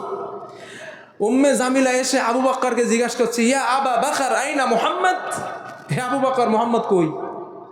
আবু বকর চিন্তা করে খাইছে রে, নবীজি পাশে দাঁড়ানো আর আমার জিজ্ঞেস করে মোহাম্মদ কই, ঘটনা কি? আল্লাহ নবী মুসকে মুসকে হাসতেস। তা আবু বকর রাদিয়াল্লাহু আনহু চুপচাপ আছেন, কারণ নবী সেখানে দাঁড়ানো। রাসূল সাল্লাল্লাহু আলাইহি ওয়াসাল্লাম উনি আবু বকরকে, মানে জ্ঞানী সাহাবা তো, একটুখানি যেখানে ছিলেন সরে গেছে, যেখানে ছিলেন একটু সরে গিয়েছে। আর আবু বকর চান্স পাইছে তাউলিয়া করার, সাথে সাথে বললেন আমার রাসূল তথা মুহাম্মদ সাল্লাল্লাহু আলাইহি ওয়াসাল্লাম একটু আগেই এখানে ছিল, এখন আর নাই। উনি কি মিথ্যা বলছেন? জি, এটাকে তাউলিয়া বলা হয়। এখানে নবী তো ছিলেনই, কিন্তু এইখানটা তো নবী আর নাই। তো এটা ব্যবহার করা বিলকুল জায়েজ। তারপরেও ভয়, আল্লাহ যদি জিজ্ঞেস করো। আমার বন্ধুগণ, মুসা নবীর ব্যাপারটা তো আগে বলছে, ওই চড় মারছিল, মারা গেছিল। মুসা নবীর ভয়, আল্লাহ যদি জিজ্ঞাসা করেন মুসা কেন মেরে ফেলছিলা, মেরে ফেলার হুকুম অর্ডার তো তোমাকে দিই নাই, এই জন্য মুসা নবী কথা বলবেন না। ঈসা নবী বলবেন আমি পারবো না। ওয়াকালাতিল ইয়াহুদু উযাইরুন ইবনুল্লাহ ওয়াকালাতিন নাসারাল মাসীহ ইবনুল্লাহ। ঈসা নবী বলবেন গোটা দুনিয়ার খ্রিস্টানেরা আমি ঈসাকে আল্লাহর পুত্র বলেছিল, ছেলে বলছিল। খ্রিস্টানরা বলে না ঈসা আল্লাহর ছেলে। ঈসা নবী বলেন আমি তো তাদেরকে বলতে বলি নাই, আমি তাদেরকে বলেছিলাম ইন্নী আবুদুল্লাহ, আমি আল্লাহর বান্দা, আল্লাহর গোলাম। আতানিয়াল কিতাবা ওয়া জাআলানি নবিয়্যা, আমাকে নবুয়ত দেওয়া হয়েছে, আমাকে রিসালাত দেওয়া হয়েছে, আমি আল্লাহর গোলাম, আল্লাহর বান্দা। তোমরা আমাকে আল্লাহর ছেলে বলো না। এটা বলার পরও কিয়ামতের দিন পয়গম্বর ইব্রাহিম ঈসা আলাইহিস সালামকে বেঈমানদের কাছে দণ্ডায়মান করাবেন। বেঈমানদের কাছে তাদের সামনে দণ্ডায়মান দাঁড় করানো হবে। আমার ভাইরা, আল্লাহর নবী বলেন, ঈসা নবী এ কথা বলবেন আমি পারবো না। তবে হাসরবাসীরা, আজ আমি তোমাদেরকে একটা সাজেশন দিই, তোমাদেরকে একটা সাজেশন দিই। আজ আল্লাহর সামনে কেবলমাত্র শুধুমাত্র একমাত্র যিনি কথা বলার অধিকার রাখেন, ওয়ালাকিন আলাইকুম বিমুহাম্মাদিন সাল্লাল্লাহু আলাইহি ওয়াসাল্লাম, আখিরি জামানার পয়গম্বর নবী মুহাম্মদ রাসূলুল্লাহ সাল্লাল্লাহু আলাইহি ওয়াসাল্লাম, আজ তিনি কথা বলার অধিকার রাখেন।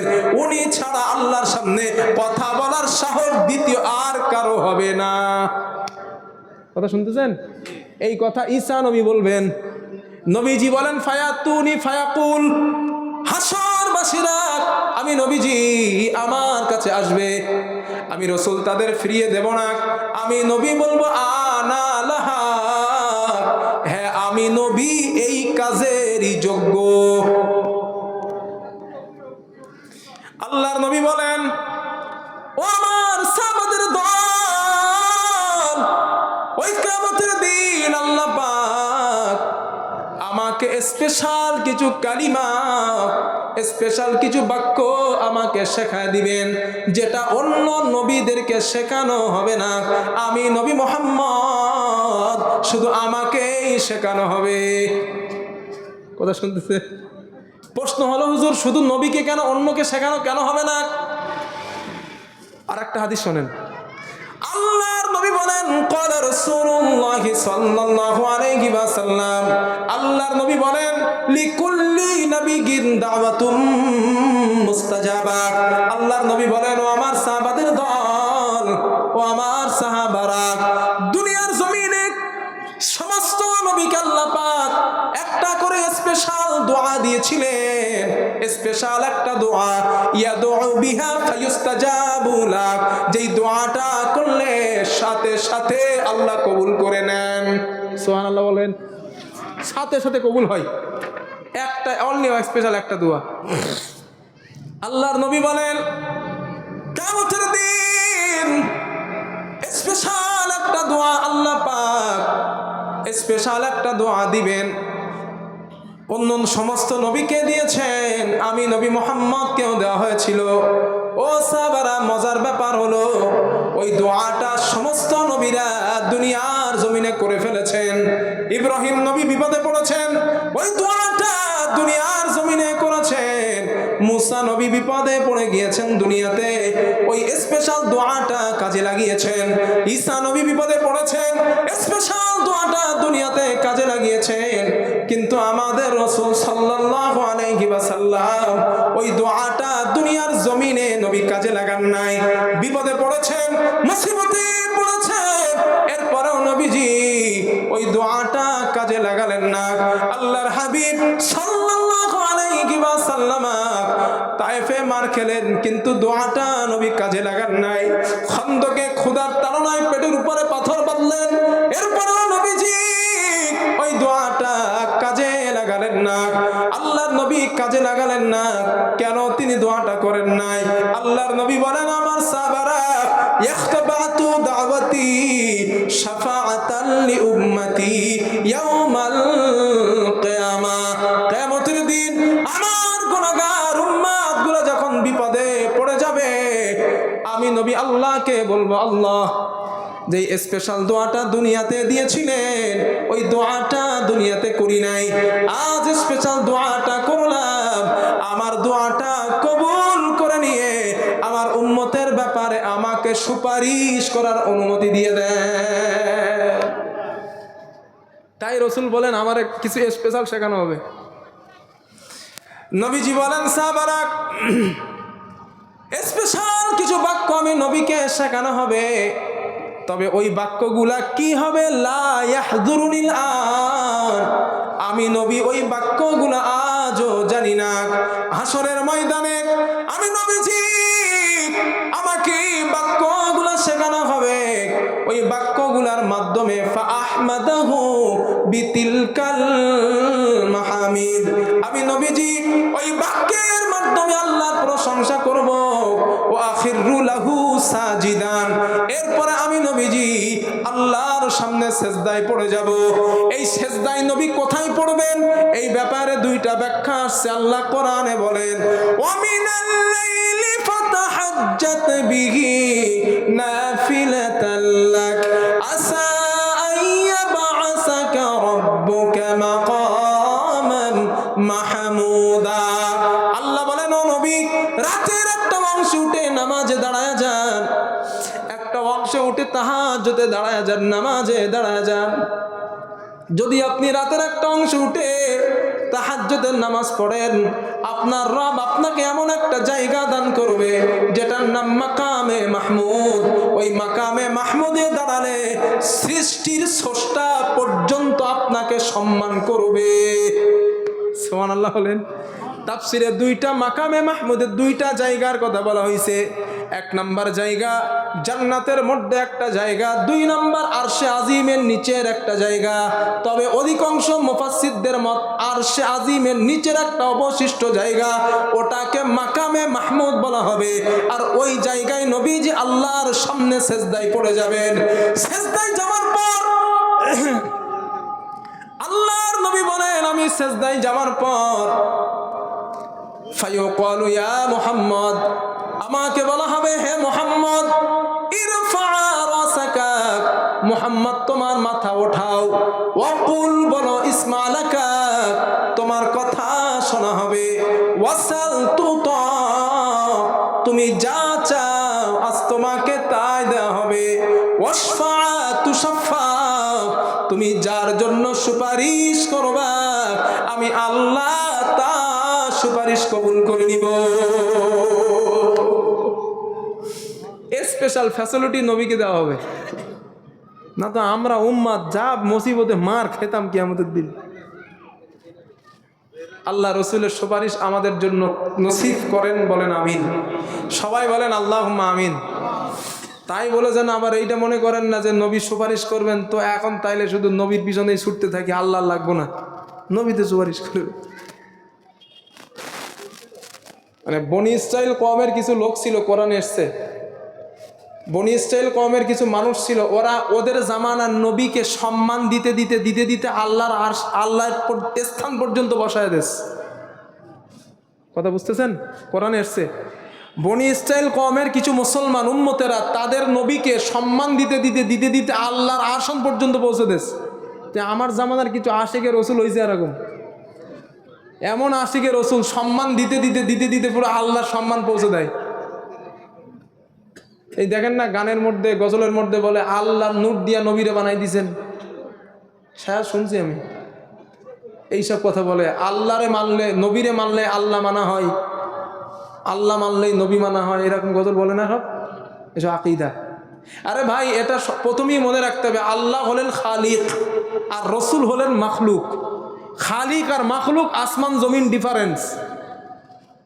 আবার বলছি, আল্লাহ হলেন খালিক আর রসুল হলেন মাখলুক। মাখলুকের মধ্যে শ্রেষ্ঠ মানুষ মুহাম্মদ সাল্লাল্লাহু আলাইহি ওয়াসাল্লাম, এতে কোনো সন্দেহ নাই। তবে খালিক খালিকের স্থান। মুহাম্মদ সাল্লাল্লাহু যদি আল্লাহর স্থানে যাইতো, মুহাম্মদ সাল্লাল্লাহু আল্লাহর সেজদা দিয়েছেন কেন? ভাই আব্দুন, এই যে কোরআনের নবীজিকে আব্দুন শব্দ বলা হয়েছে, এই আব্দুন মানে কি বলেন দিন? শুধু একটা ব্যাখ্যা নিলে হবে নাকি? আব্দুন মানে ইবাদতকারী, আব্দুন মানে বান্দা, আব্দুন মানে গোলাম। আব্দুন মানে কি? জোরে বলেন। গোলাম। এখন কি বলছে আল্লাহ? আল্লাহ তার হাবিবকে বলছে কি আব্দুন ইয়া আবদি, হে আমার গোলাম। নবীজি নিজেও হাদিসে বলেছেন আমি মুহাম্মদ আল্লাহর গোলাম, আমি তার গোলামি করি, তোমরাও তার গোলামি করো। কিন্তু কথা কি হয়, আমি নবী মুহাম্মদের গোলাম বলে না ভাই। নবী মুহাম্মদের গোলাম হবেন কেন? নবী মুহাম্মদের উম্মত হন, আল্লাহর গোলাম হন, কারণ মুহাম্মদ সাল্লাল্লাহু আলাইহি ওয়াসাল্লাম আল্লাহর গোলাম ছিলেন। আরে আকীদা ঠিক করেন, পরে জান্নাত। না, আমার এই কথা বলার কারণে অনেক মানুষের একটু অসুবিধা হবে, কিন্তু ভাই আপনি বিবেক দিয়ে একটু চিন্তা করে দেখেন। মুহাম্মদ সাল্লাল্লাহু আলাইহি ওয়াসাল্লাম নিজে বলছেন আমি মুহাম্মদ আল্লাহর গোলাম, আল্লাহর বান্দা, আল্লাহর প্রেরিত রসুল, তিনি বলেছেন নিজে। আর আপনি ওই মুখেই বলছেন আমি মুহাম্মদের গোলাম। আপনার এটা বলতে কি অসুবিধা হচ্ছে? আমি মুহাম্মদ সাল্লাল্লাহু আলাইহি ওয়াসাল্লামের উম্মত, আমি আল্লাহর গোলাম, এটা বলতে প্রবলেম কোথায় আপনার? আল্লাহ খালিক, মুহাম্মদ সাল্লাল্লাহু আলাইহি ওয়াসাল্লাম মখলুক। আল্লাহ নবীজির কথা কি শুনতে বলছেন? মা আতাকুমুর রাসূল, যেটা আদেশ দিয়েছেন ওইটা শোনো, ওমা নাহাকুম আনহু ফান্তাহু, যেটা নিষেধ করছেন ওটা ছেড়ে দাও, এটা আল্লাহ শুনতে বলেছেন। কুল ইন কুনতুম তুহিব্বুন আল্লাহ, আল্লাহ বলে দিয়েছেন যদি আমি আল্লাহর সন্তুষ্টি পেতে চাও ফাত্তাবিউনি, আমার নবী মুহাম্মদ সাল্লাল্লাহু আলাইহি ওয়াসাল্লামের অনুসরণ করো। আচ্ছা, নবীর অনুসরণ কেন করতে বলছেন?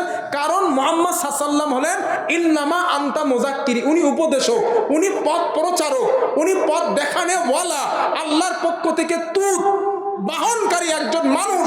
তাই নবী মুহাম্মদ সাল্লাল্লাহু আলাইহি ওয়াসাল্লামকে ফলো করতে বলেছেন, এছাড়া কিচ্ছু না। মুহাম্মদ সাল্লাল্লাহু আলাইহি ওয়াসাল্লামকে আল্লাহ ফলো করতে বলছেন কারণ উনি পৃথিবীর মানুষকে নাজাতের জন্য একজন বার্তাবাহক করে পাঠাইছেন।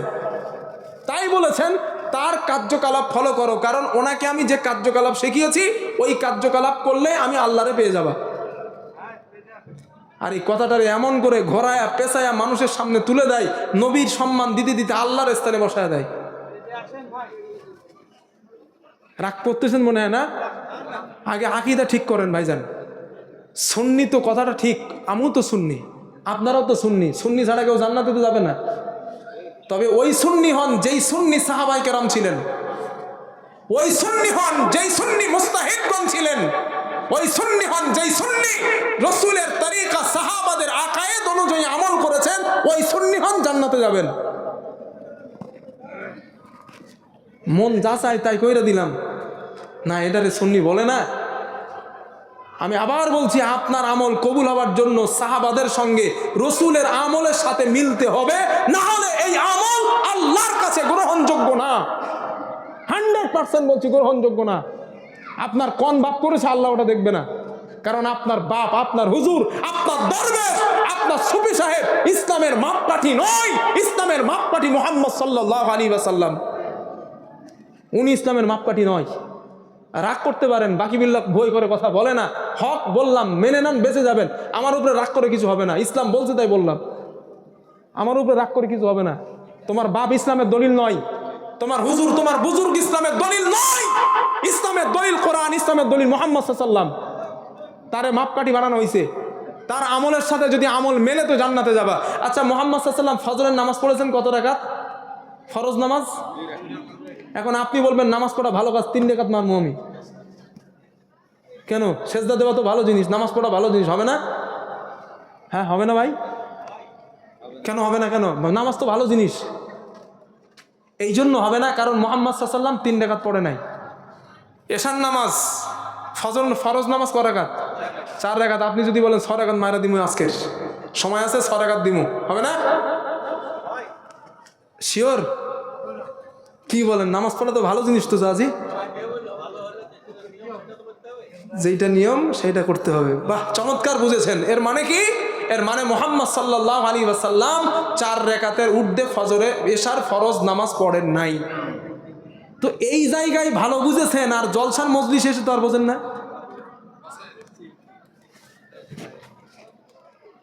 আমি বিদায় নেব, আমি জানি এবার একটু অসুবিধা হইতেছে আপনাদের।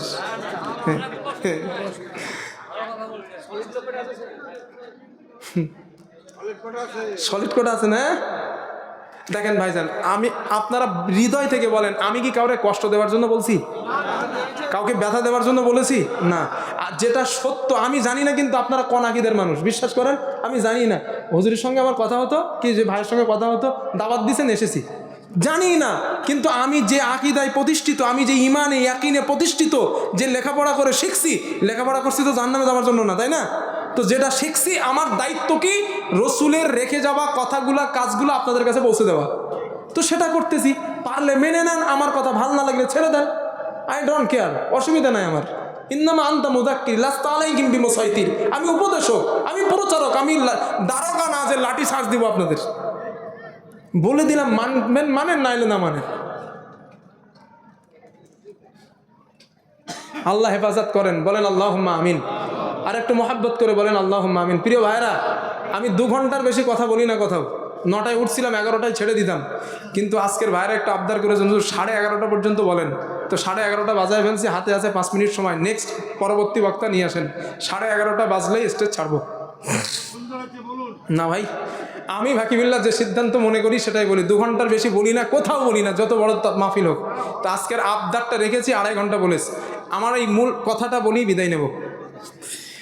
আমার বন্ধুগণ, মুহাম্মদুর রাসূলুল্লাহ সাল্লাল্লাহু আলাইহি ওয়াসাল্লাম বলেন, ও আমার সাহাবাদের দল, ওই কিয়ামতের দিন আমি নবীকে সুপারিশের অনুমতি দেওয়া হবে।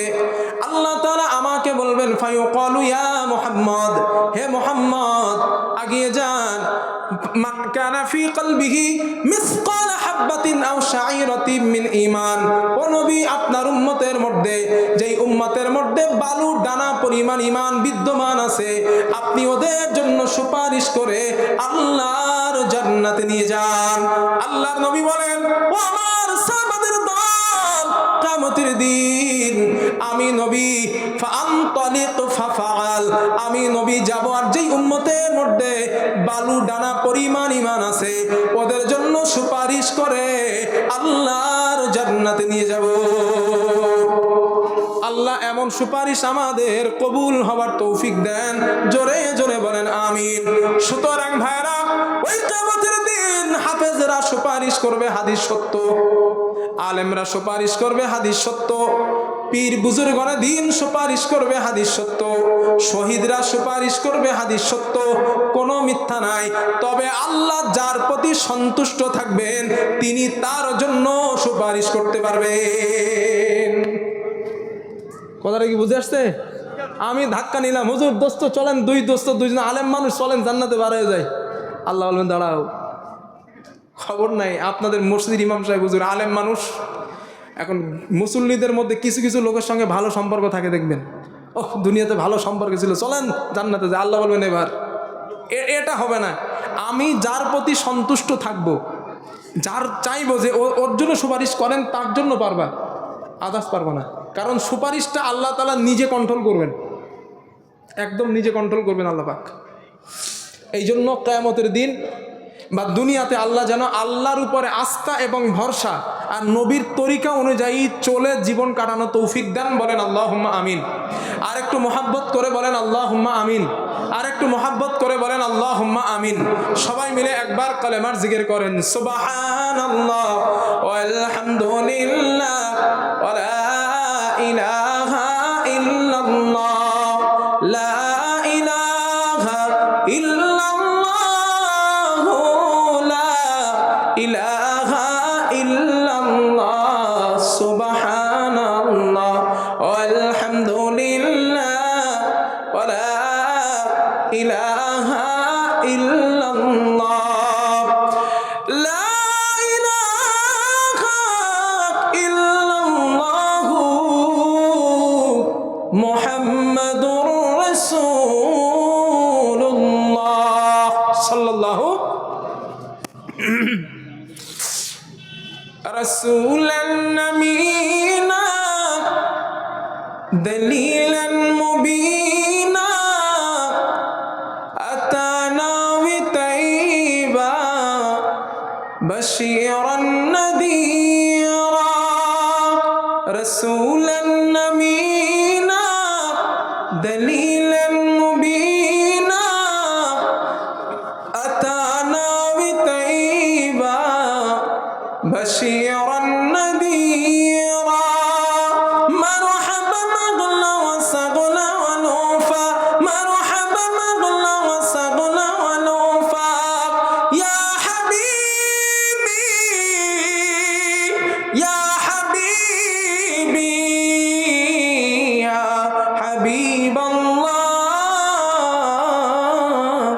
ইয়া হাবিবাল্লাহ রাসূলান নামিনা দলিলান মুবিনা আতানা বিতাইবা বাশীরান নাযীরা কানা সাইয়্যিদাল আনাম কানা খায়রুল আহতামা আলাইহি দাওমান সালাতুল্লাহ উসাল্লিমু লিরাসূলিল্লাহ আলাইহি দাওমান সালাতুল্লাহ উসাল্লিমু লিরাসূলিল্লাহ মারহাবান গুলা ওয়াসাগুলা ওয়ালুফা মারহাবান গুলা ওয়াসাগুলা ওয়ালুফা ইয়া হাবিবি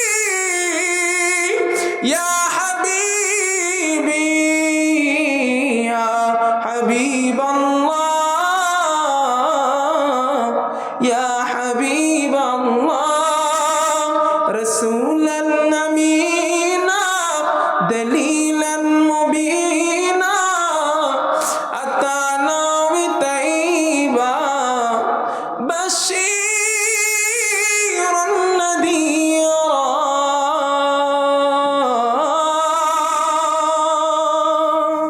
সুবহানাল্লাহ, মাশাআল্লাহ। সম্মানিত ভাইরা, আব্বা জানেরা, এই প্রায় 2.5 ঘন্টা, প্রায় বলতে 2.5 ঘন্টা আপনাদের সামনে যে কটা কথা বলেছি, হ্যাঁ না